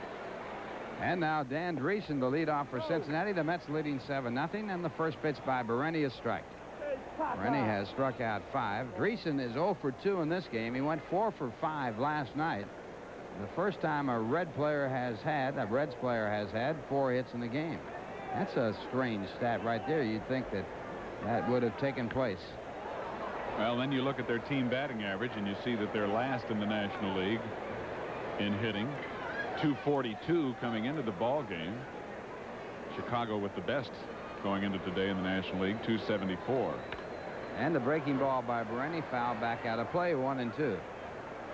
That fellow selling banners has got to be selling a lot of New York Mets banners today. A lot of potential customers, if nothing else. The packed house. And Dreesen is struck out. Strikeout number 6 for Berenyi. Berenyi's career high is 12, and he accomplished that against the New York Mets and against the Houston Astros. Once each time while he was with Cincinnati. Back in 1981. That'll bring up Dave Parker, who has a base hit and 2 times up. He also has struck out. 6 for 18 in this series. And the fastball fouled away. Parker has given up wearing the so-called diamond in his ear. He had his ear pierced and he had a diamond there, but then he changed all that because he said it wasn't really a real diamond. Everybody thought it was. It was about the size of 2 carats, but it turned out, he said anyway, that it wasn't a diamond. Well, he was afraid of losing it. It was the main reason that he didn't wear a real one. I'll guarantee you David can afford it if he wanted to. But I think, too, it's part of his desire to change his image and to make a new, fresh start back in his hometown of Cincinnati. And that ball fouled off. Parker was a MVP in 1978 with the Pittsburgh Pirates. He thought he was going to be traded before he played out his option. And Parker becomes his 7th strikeout victim. I tell you, it's contagious, Ralph. The way Dwight Gooden has caused the crowds to anticipate strikeouts, the rest of the pitchers seem to have taken a cue as well. Berenyi has always had the stuff necessary to be a power pitcher and strike people out. Maybe with Mel Stottlemyre's help and on this ball club, as you look at Eddie Lynch throwing in the bullpen, Berenyi has begun to find himself. Ed Lynch picked up a save in yesterday's ball game for Dwight Gooden. Actually, Gooden was not removed from the game because he was taken out for being in trouble. He just left the game, and they got Ed in to get some work. Ed has been having some difficulty on the mound. Berenyi not having any difficulty as he works on the shutout. There's that off-speed pitch, and it's 1 ball and 1 strike. Bruce has no shutouts this year, nor any complete games, of course. Fastball fouled back, 1-2. Zabriski really struggling. He's 2 for 15 this year against the Mets, and he came into this ball game batting .186 and a packed house. Struck out the side. 6, 7, and 8 for Bruce Berenyi as he does it to his former teammates. And the score at the end of 5.5 innings. The Mets 7 and the Reds nothing. Now here's the word from Getty. They come up here against left-hander Bill Shearer. And it will be Danny Heap, Darryl Strawberry, and George Foster before this full house here today. The 6th inning. For the Mets, first baseman, Danny Heap, batting for the 3rd time officially, has singled and doubled. He also drove in a run with a sacrifice fly. And he playing first base for the Mets. And Shearer misses with a breaking ball. Keith Hernandez being rested before the All-Star break. Keith will attend the All-Star game, and I'm sure will play. Ground ball out to the shortstop. Good play by Foley. He scrambles for it. Good throw, and Heap is out. Fine play by Foley as he showed some good range on that ball. It was fairly hard hit. He goes behind the bag and then has to make a throw back to first across his body. Danny Dreesen stretching at the other end. So Foley at shortstop, picking up the play, and this one will be deflected out towards second base, barehanded by Oster, and Strawberry robbed of a base hit on the deflection. Darrell with a walk, a double, and a single before being thrown out. If you're scoring, it goes 1-4-3. A few years back, Gary Templeton was not selected by the fans for the All-Star game. It was in Seattle that year. And then later on, because of an injury, he was picked by the manager to be on the All-Star team. And his remark was, if I ain't starting, I ain't departing. And he didn't. There is a strike call on Foster, who has a base hit in 3 starts.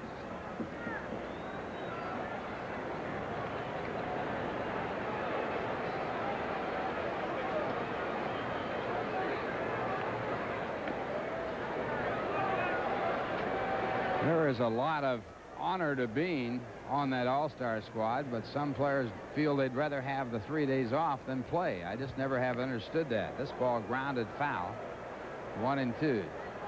And the thrill of participating in an All-Star game can't be beat. There's nothing like walking into the clubhouse and looking around you and looking at all the great players, and you're dressing right with them. And that thrill will go to Darryl Strawberry for the first time, Dwight Gooden for the first time. There is Darryl Strawberry. And Foster is struck out. That ends the inning. A 1-2-3 inning for Bill Shearer as he walks off. And the score at the end of 6. The Mets 7 and the Cincinnati Reds nothing. Now, career goose egg ball game, and he's doing a great job. He struck out 8 through the first 6 innings. And as Dwayne Walker stands in, back in at the microphone, Tim McCarver. All right, Steve, thank you very much. Dwayne Walker, the batter. He is 0 for 1 with a strikeout and a walk. Bruce Berenyi appears to be getting stronger as the innings get longer.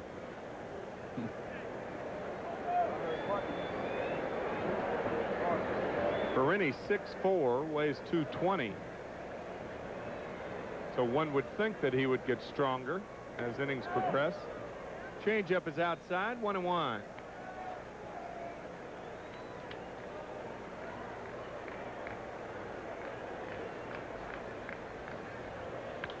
Grounded foul, 1-2. I would imagine the Cincinnati Redlegs would be glad to get out of town after this game's over.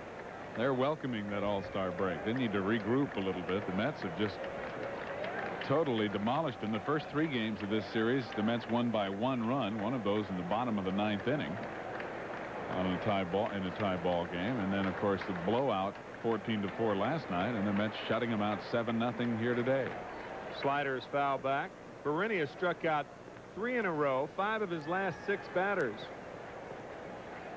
The Mets 8-3 on this 12-game homestand, and they have won 6 of the 8 games by 1 run. They are 18-9 in 1-run games this year. That leads the National League. Did he go? Yes, sir. 4 in a row for Berenyi, number 9 on the afternoon.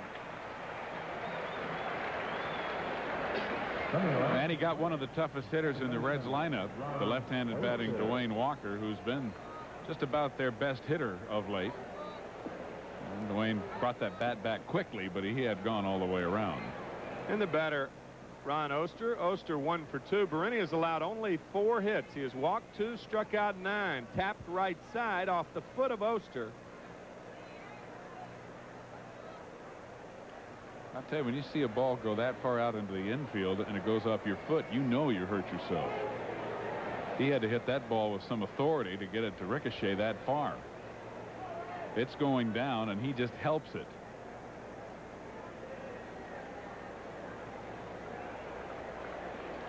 I think that was the strikeout of Walker we just saw. 0-1 pitch, just low. 1-1 to Ron Oster, Cincinnati product.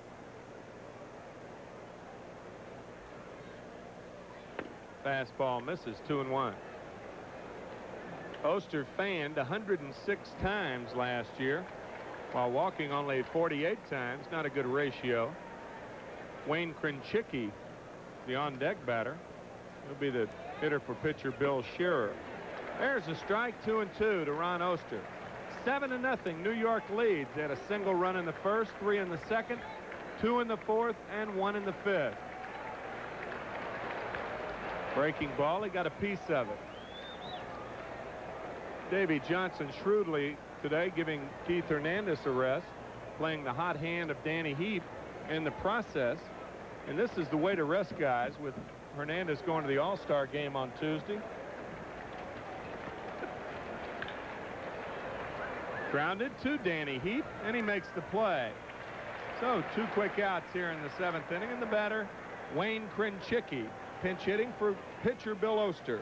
Krenchicki hitting .237 on the year. As a pinch hitter, he is 3 for 14. Then he has 4 home runs and 8 RBIs. No RBIs as a pinch hitter. Sometimes managers wait too late to rest players where 1 day isn't enough. You rest them before they get tired, and that way they have that ability to regroup there in the hot month of August and the pennant drive in September. And you know that if the Mets are still in it, they are going to need Keith Hernandez as much as they need anyone. Got that right. Ground ball, right side. Backman, nice play, and Berenyi makes the play. Danny Heap went for that ball, as first basemen are supposed to try to get everything they can. And a good play by Backman. 10 in a row retired now by Berenyi as the Reds go in order in the 7th, and after 6.5, 7-0 New York.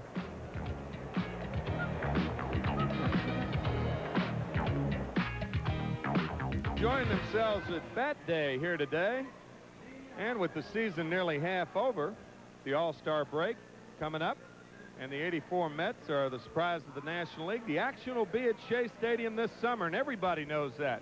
And we'd like to remind you that you can still purchase seats on a season basis. With season tickets, there's no waiting on lines, and you're guaranteed choice seats for every game when the Mets enter the home stretch. 24 games after the All-Star break are against Eastern Division opponents, and those games are sure to be a deciding factor in the NL East standings. So think about Mets season tickets and catch the rising stars here at Shea.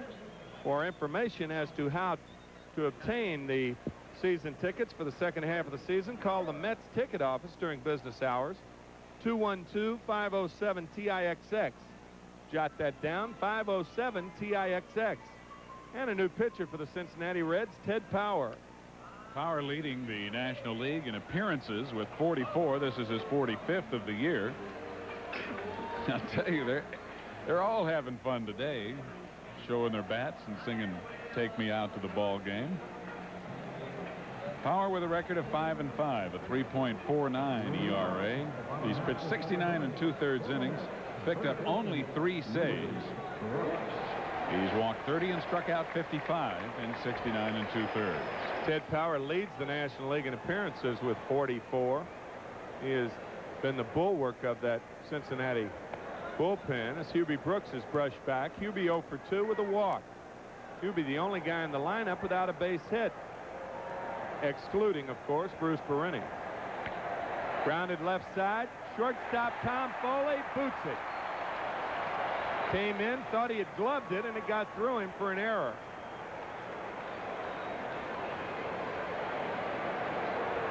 Shortstop, It looks like he just takes his eye off the ball, comes up a little too soon.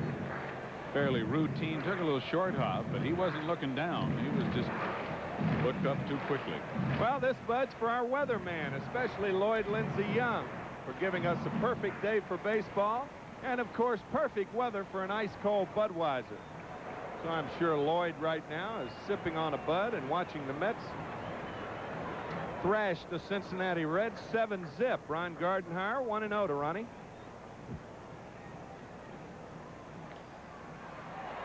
Pop fly to right field. Parker in, Oster back. Dave Parker with the glasses down makes the catch, 1 away. There's no telling what Lloyd Lindsey Young is doing. Even when he's on the air, there's no telling what he's going to do. He is a zany character and a good guy and a big Mets fan. Does the weather right here on WOR, part of that primetime news team, along with Sarah Lee Kessler. Here's Junior Ortiz. Pop fly to the right side, fair or foul. And Danny Dreesen makes the catch in foul territory. And speaking of that primetime news team, it's the right news at the right time. Join Sarah Lee Kessler, Tom Dunn, along with Lloyd Lindsey Young's weather, and Jimmy Myers, our pal for the sports, right here on Channel 9 News. Prime time, weeknights at 8 o'clock. And Bruce Berenyi gets a nice hand. He steps in there. A fine, fine job trying to run his record to 3-2 today, and he's got a comfortable lead with which to work. Grounded left side, base hit for Bruce Berenyi. Only his second hit of the year in 25 trips.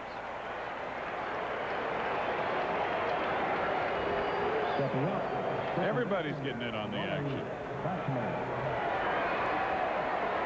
Bruce gives that inside pitch a little fall back and whack. And run for the sack. That's right? it. Fall back and whack and run for the sack. That is hit number 12 for the Mets in the first off power. The Mets have had a knack of doing that the last 2 days, haven't they? 14 runs last night with 18 hits. 7 runs on 12 hits today. Breaking ball to Wally Backman's a strike. Backman another fine game. He is 2 for 3, 2 singles. He has started both big innings for the Mets.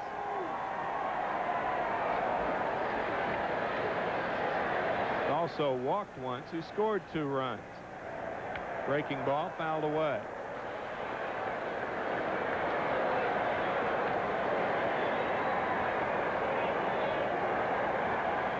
Wally's been the igniter. The job that Davy Johnson knew he could do. There were those who doubted Davy's confidence in Wally.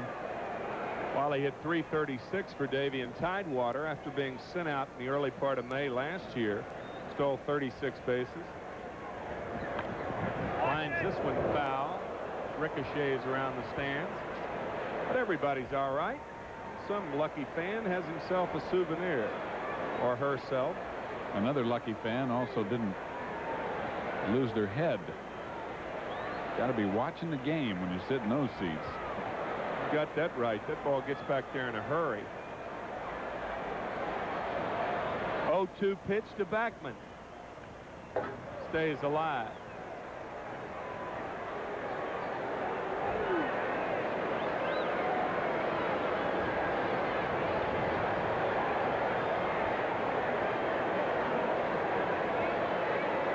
To show you how well the Mets have been hitting, they have scored now 21 runs in the last game and a half plus without stealing a base.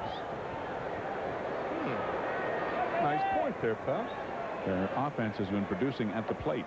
A lot of extra base hits. 2 home runs last night, one by Mookie Wilson, Darryl Strawberry. Mookie has a double and a triple today. Danny Heap has a double. Strawberry has a double. Get those extra base hits, you have neutralized your running game happily. That's right. Fastball outside, 1-2. Ted Power from Guthrie, Oklahoma, went to Kansas State University. He set an all-time Kansas State record by striking out 19 in a single game while in college. Breaking ball, grounded to second on the high hop. Oster throws out Backman. And the Mets go out without a run. No runs on 1 hit. There was 1 error and 2 left. At the end of 7 innings of play here at Shea, 7-0 New York. Now a word from Budweiser. On his 7th career shutout, he has struck out 9, walked 2, has allowed only 4 hits today. Look at that shot. All right. Isn't that something? Take a picture of that. That's baseball right there. As Willie Nelson would sing, it looks like a September day. And it's looking good for the Mets and Bruce Berenyi. The Mets, by winning this ball game, would have their best record after 81 games since 1972, when they had the same record, which would be 47-34 at the halfway point. The all-important loss column, they were up 5 games to Philadelphia, 2 games to the Chicago Cubs. As Brad Goulden takes a strike, 0-1. Breaking ball, strike 2, 0-2. Big thing about that loss column is everybody ends up the season with 162 games, and if you haven't played them, you can't lose them. Once they're in that L column, they're gone forever. That's right. That big stat in the sky, the big standings in the sky. And as the season goes along, that loss column becomes more and more important because the games are going by. Fly ball to right field. Darryl Strawberry shades down, and he stylishly catches the ball, 1 away. Styling and profiling, huh? Good day for it. It is an absolutely gorgeous day. Low humidity, about 75 degrees. At the plate, The batter, Cesar Cedeno. Cedeno 1 for 3. He is single, struck out, and flied to right. Coming over after the 81 season for Ray Knight. There's a strike, and in that 81 season, Steve, the Cincinnati Reds boasted the best record in the National League and had nothing to show for it. That was the strike season, of course, in which an unusual plan was adopted to determine the playoff teams, and the Reds, with the best record overall when they added up the first and second halves, went nowhere in the postseason, and they were rather upset about it. But they tried to make a plan that would be fair to everyone, and it was impossible to be fair to everyone under the circumstances. Change-up foul back. It's 0-2 to Cesar Cedeno.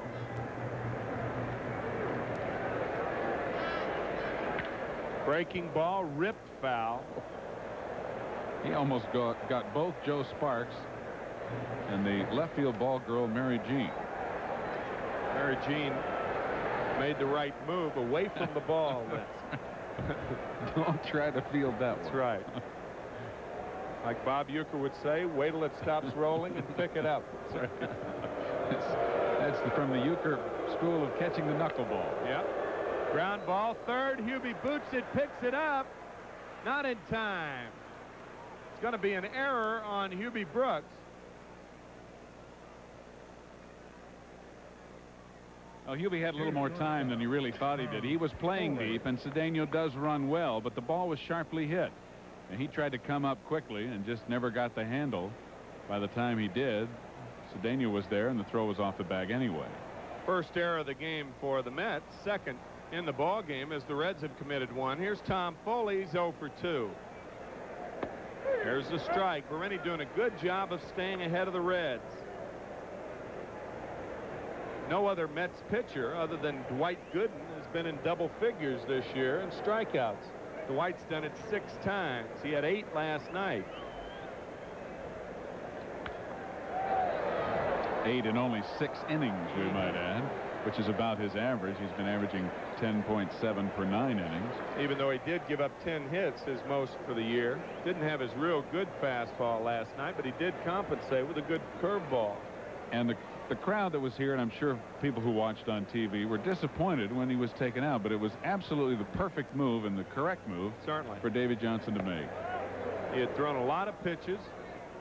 And how would you have felt if, with that huge lead and the win already practically assured, somebody would have hit a line drive back and hit him or something? You have to think about. Of course, there's always a possibility of that, but I know what you're saying. Unnecessarily. A lot of times that's when your injuries come in those games, that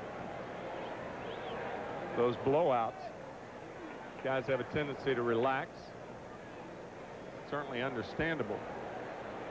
1-2 to Tom Foley. 1 away. Mets up 7-zip.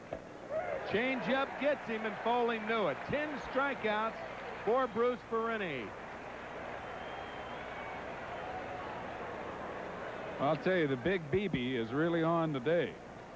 He's got command of those pitches, and there's one that demonstrates that perfectly. Foley just headed for the dugout immediately. And because of that, Steve, Getty would like to congratulate the New York Mets Getty star of the game, Bruce Berenyi, for performing miles ahead of himself in today's game. We're pleased to present Bruce with a Getty gift certificate. At Getty, the proof is at the pump. And the batter, Dan Dreesen. Danny has been a strikeout victim. He's 0 for 3. Fastball misses. 2-0. When you consider the Mets team ERA 3.37, fourth in the National League behind the league-leading Houston Astros staff of 3.02, and the fact that they've done this without Berenyi pitching effectively and really without a consistently solid fifth starter. If the rest of the staff can maintain and Berenyi can come along and pitch like he is today fairly consistently, the Mets could wind up with the best pitching staff in the league. They're fourth in the National League now in pitching. The Houston Astros are number one. 3.02 ERA as Dan Driessen walks on 4 pitches, and the batter Dave Parker. Doug Sisk up and throwing for the Mets. The Mets only have 5 complete games, but they have 8 shutouts. Now, how can you do that? Well, they're shared shutouts. You got a good bullpen is what you got. And Mel Stottlemyre is to be given a great deal of credit. And probably hasn't gotten the credit that he deserves. He has done a fine job with this pitching staff. I'll tell you, he's gotten credit from the guys on the pitching staff, yep. I'll guarantee you. The right ones, right? Right. Dave Parker, 1 for 3. He struck out twice, takes a stride. There's Doug Sisk.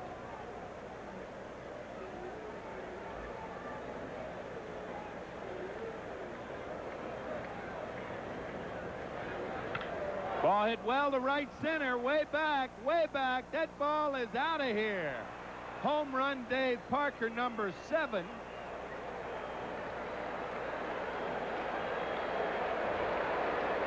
Only Bruce Berenyi's 3rd home run of the year. Alex Trevino, Harry Spillman were the other 2. Berenyi led the National League 2 years ago with fewest home runs yielded. And Big Dave Parker pops one. It's now a 7-3 ball game. Well, an error and a walk put the other 2 base runners on. And Big Dave just unloaded on that ball. Strawberry didn't even hardly move in right field. He knew it was gone the minute it was hit. Right in his wheelhouse, and see you later. Would not be an understatement to say that Parker got all of it. And Mel Stottlemyre is out now to talk to Berenyi. 7th home run, and RBIs number 48, 49, and 50 for Dave Parker. And the batter's going to be Nick Osaski. So that does change the complexion of this game somewhat. It's now a 4-run game and puts the Reds within reach. Now about for Cincinnati, third baseman Nick Osaski is fanned twice and grounded to third. Fastball is low, 1-0. This may be Berenyi's last hitter. Whether he gets him out or not, even though he is scheduled second hole hitter. There's Jesse Orozco pitching, the number 2 hole hitter scheduled up for the Mets. 2-0 to Osaski. 3-0.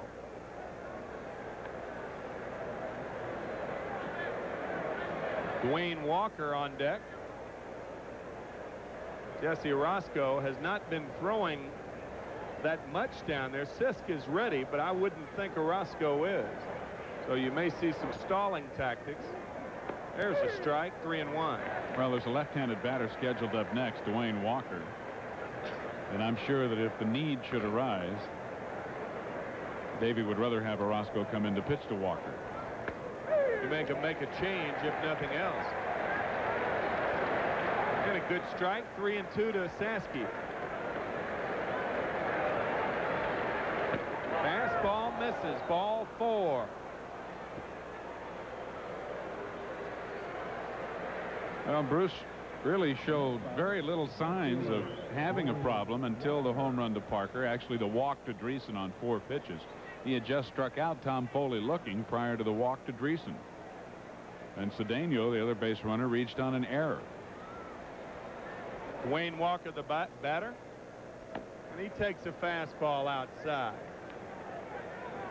Davey Johnson is not one to have a pitcher pitch to one batter too many.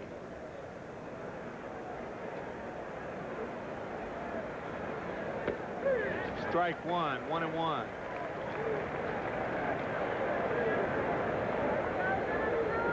Davies up, stuffing that tobacco into his mouth. That means something. Slider misses, 2-1. I don't know what it means. Well, it could be a sign of his preparatory chaw to walk to the mound. 2-1 to Walker. He's got good power. Ball ripped to right field, base hit. Osaski goes to third, and that, I would imagine, is going to be all for Bruce Berenyi.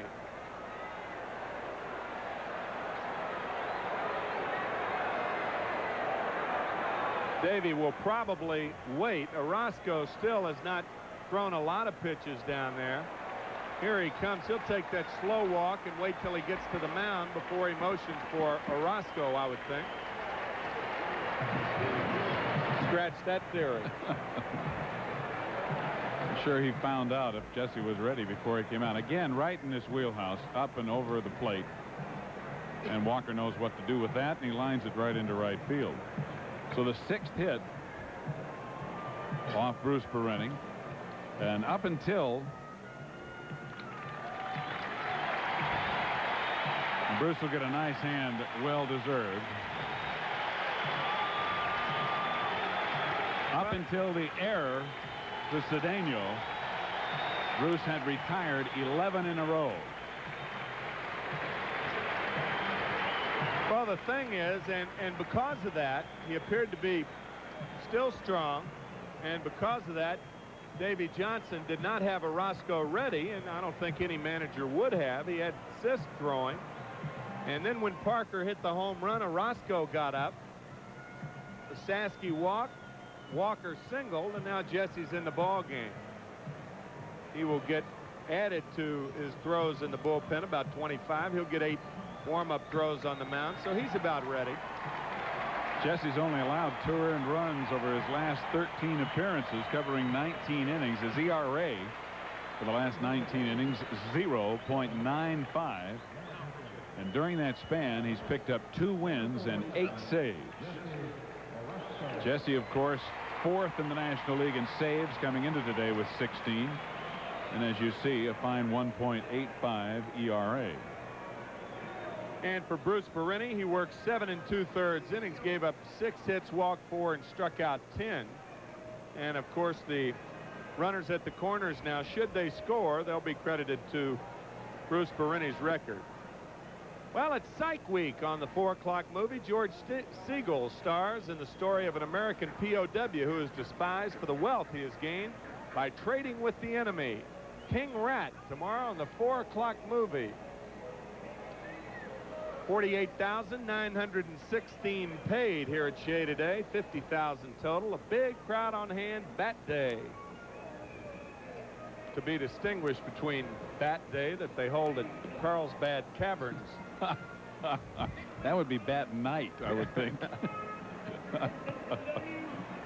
They have a few of those down on Hilton Head Island to go with those alligators and snakes. Mr. RBI loosening up, Tony Perez. He will be the hitter should Oster get on. I'm sure Jesse Orozco and Davy Johnson want to get Oster out right now. Prevent Perez from coming up with men on base. He is 15th in the all-time RBI list.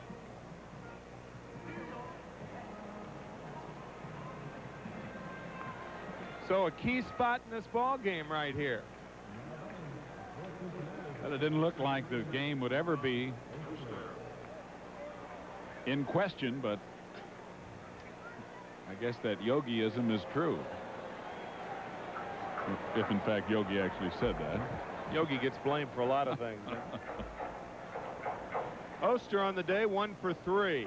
2 out, runners at the corners, 8th inning. Fly ball center field, that should do it. So Jesse Orozco on 1 pitch retires Ron Oster. Get out of further trouble. The Reds, however, did tack on 3 runs, a 3-run homer by Dave Parker.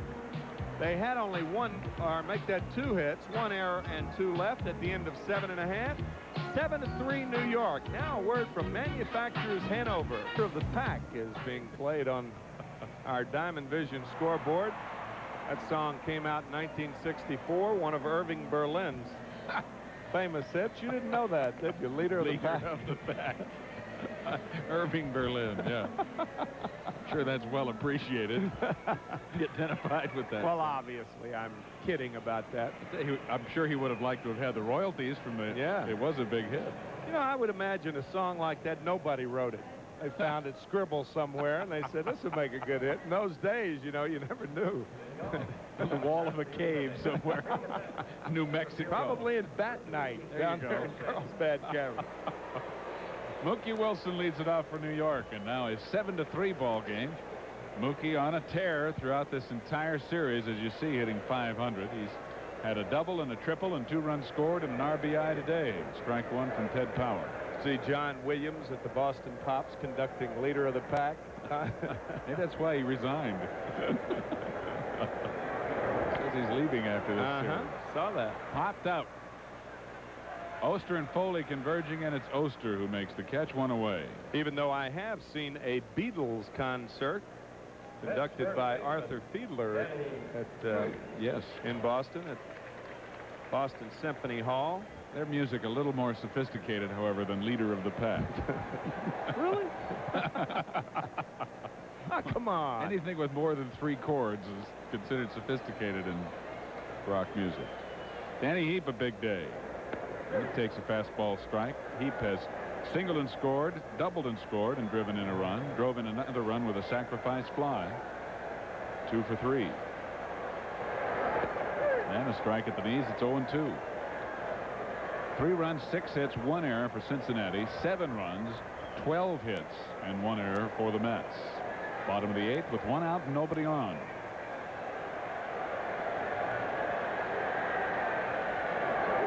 And that's too high, 1-2. Ted Power's league-leading 45th appearance.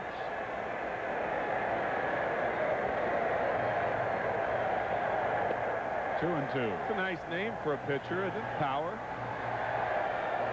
Very descriptive, sort of like Bob Walk.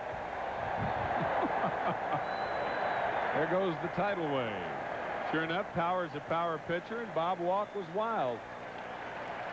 Bob formerly with the Philadelphia Phillies, Atlanta Braves. He started the 1980 World Series. First game of the series against the Kansas City Royals. I had forgotten that. 3-2 to Heap. The wave goes back and forth, ebbing and flowing here by the Flushing Bay. Danny held up. Ball 4. So a 1-out walk to Heap. Boy, Danny Heap has really had 2 good games back-to-back. 3 hits in last night's game, a couple of runs scored, a couple of RBIs, and 2 for 3 today with 2 RBIs. Been on base 3 times. 2 runs scored. Darrell has also had 2 big games. 2 for 4, a home run, 4 RBIs last night. As you look at the vista from the first base side, today Darrell is 2 for 3 with 2 RBIs, a double and a single.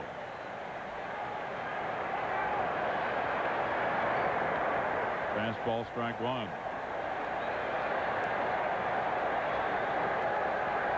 And the fans want more. Well, they got the mezzanine going one way and the field boxes and load seats going the other way now. Getting real sophisticated. Well hit to right field, but it's not deep enough. Dwayne Walker makes the catch. Did I say right field? Obviously that was left field. That was left vector then. The left vector. That's what they say at Harvard and Yale. Ron Darling's pitching. We ought to change that to left vector and right vector. Well, I was sliced off to oblique left. Oblique vector. Anyway, it's an out. And here's George Foster, 1 for 4. George drove in the first Mets run in the first inning with a single. Since then, he's grounded out and struck out twice. And a line drive. It'll be a base hit into center field. Heap will stop at second. And with 2 out, the Mets have runners at first and second. That is a line by a brilliant comedian by the name of Bill Schiff, who plays at a local comedy club in the city. Brilliant MC and comedian. Said he went to Harvard and his family spent $20,000 for him to be a stand-up comedian. Said, now that's really money well spent. His father's never forgiven him. Fouled out of play. Hubie is 0 for 3. He has walked, fly deep to center, grounded out, and reached on an error.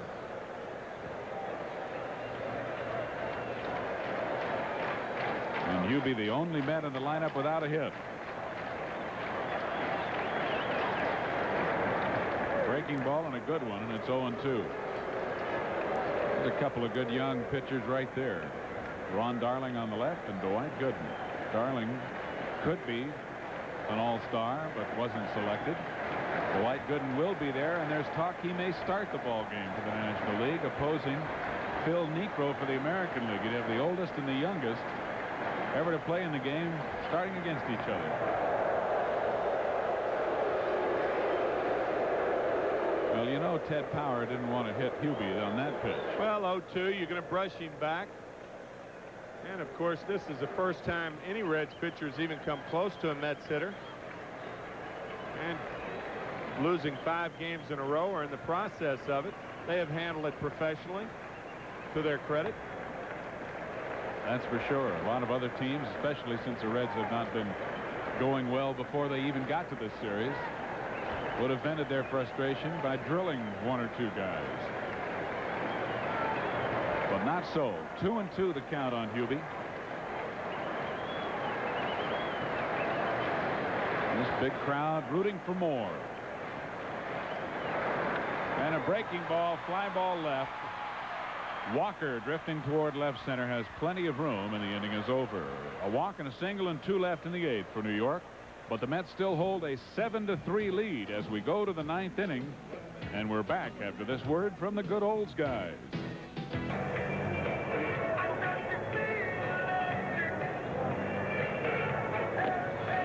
Well, it's been an outstanding series. The Mets on the verge of winning all 5, and it's been a superior homestand as well.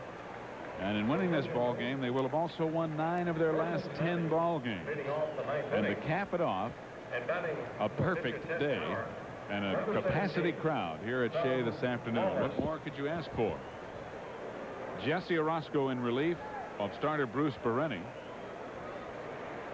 A 7-3 Mets lead as we go to the 9th inning. And for the Cincinnati Reds, it'll be Wayne Krenchicki. I could have asked for somebody to tell me this morning to have a nice day. One of your Where favorites. are people when you need when you need them? Tom Lawless pinch hitting for the left-handed hitting Krenchicki. And taking a strike from Jesse. I mean, I've had a nice day and nobody told me to. Surprised I've had a nice day. Well, there's still have a nice evening to come. Oh, Don't okay. give up. Have a nice ride home. Have a nice elevator ride Have down. a nice all-star break. Have a nice meal tonight. Right. Have a nice second half of the season. There you go. Have a nice walk to your car. See, you gave up too early. Would you tell me to have a nice all-star break after the game's over? Okay, I will. I do miss that when I don't. All right, I will. I think home plate umpire Terry Tata was getting the count straight on the scoreboard. It is 1-2. He was trying to get their attention there. And now it is 2-2. Lawless has been up in this series 6 times previously with 3 hits.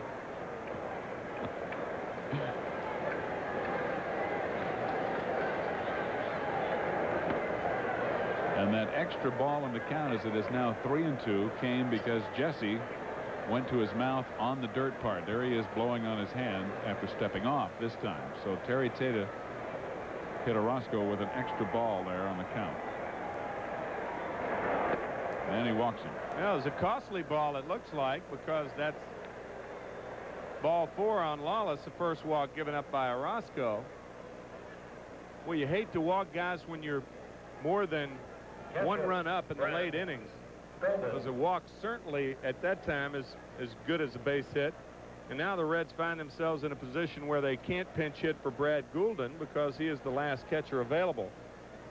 That's how a major league roster really, or an organization, finds themselves in trouble. Usually when they carry 2 catchers, they get stuck. And Jesse sweeps it across for strike 1. Here you've got Dave Concepcion on the bench, and you may, go to the clubhouse with him still on the bench. But they can't take the chance, and they're hoping, of course, to come back and at least tie the game up, of not having a catcher to go to the bottom of the 9th should the game continue. Davey complained about playing third. Imagine what he'd say if they asked him to catch. Interesting. Tony Perez again loosening in the dugout, preparing to pinch hit. Foul back, strike 2. 1-2 on Brad Goulden. Goulden up to the 3rd time. He struck out looking in the 5th, and he flied to right in the 8th. Danny Heap way back at first base. Just play this as though nobody were on, since Tom Lawless's run means nothing with the Mets up by 4.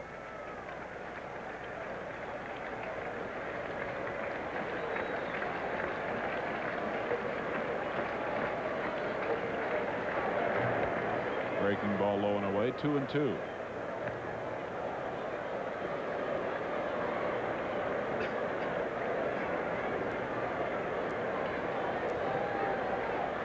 Jesse with a 6-2 record and 16 saves. Also headed for the All-Star game. He would be credited with a save if he could finish this game up, as he came in with the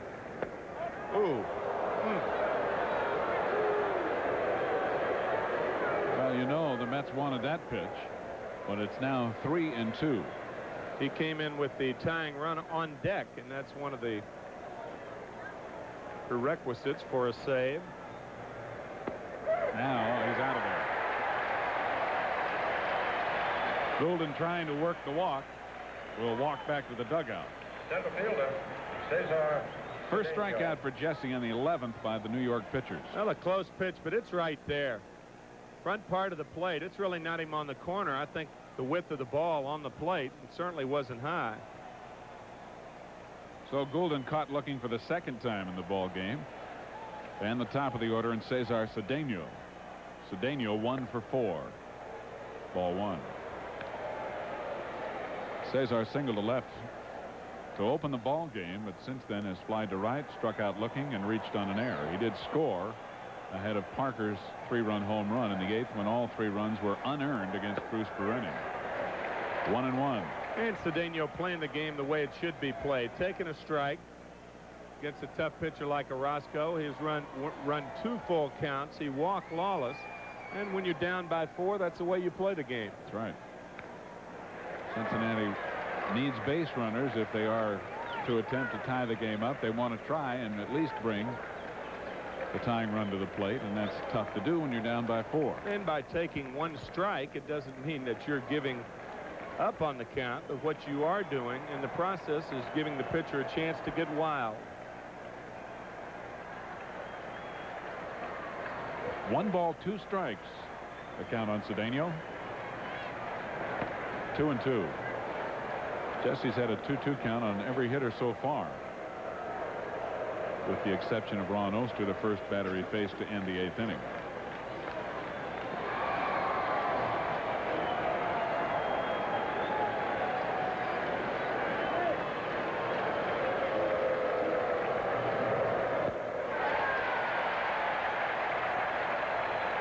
Two away in the 9th. Nasty curveball right there on the 2-2 count. See how far outside that breaks over the outside part. Tough pitch. By the way, Steve, since we have some time, we'd like to congratulate our technical director, Bob Goodman, and his wife, Jean, as they just became grandparents. A big congratulations to a good guy. Bob Goodman and his wife, Jean.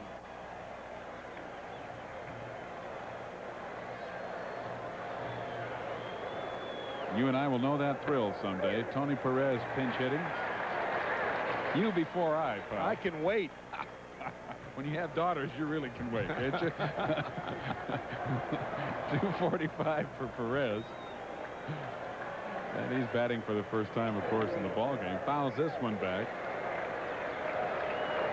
Perez appeared as a pinch hitter one time previously in the series without a base hit, so he's 0 for 1. And with a 2-strike count, the remnant of this capacity crowd comes to its feet.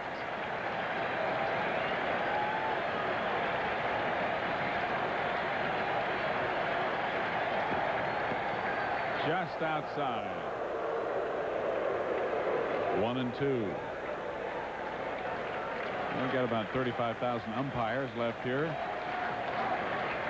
Making the call as Jesse tries to pick up save number 17 and give Bruce Berenyi his 6th victory of the year.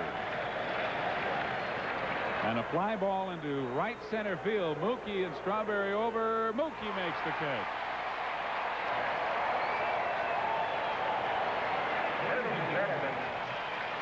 The Mets finish up the first half of the season in first place in the National League East. They have won 9 of their last 10 ball games and have just swept the Cincinnati Reds 5 games in a row. The last time the Mets won a 5-game series was in 1970 against the Chicago Cubs. Bruce Berenyi wins it. He is 6-9. He struck out 10 in the ball game. And the starter, Charlie Puleo, is the loser for Cincinnati. He is 1-2. Jesse Orozco picks up his 17th save. Tim and I will be right back with a wrap-up, and Ralph will follow with Kiner's Corner, so stay with us. 7-3, the Mets over the Reds. We're back after this word from Budweiser.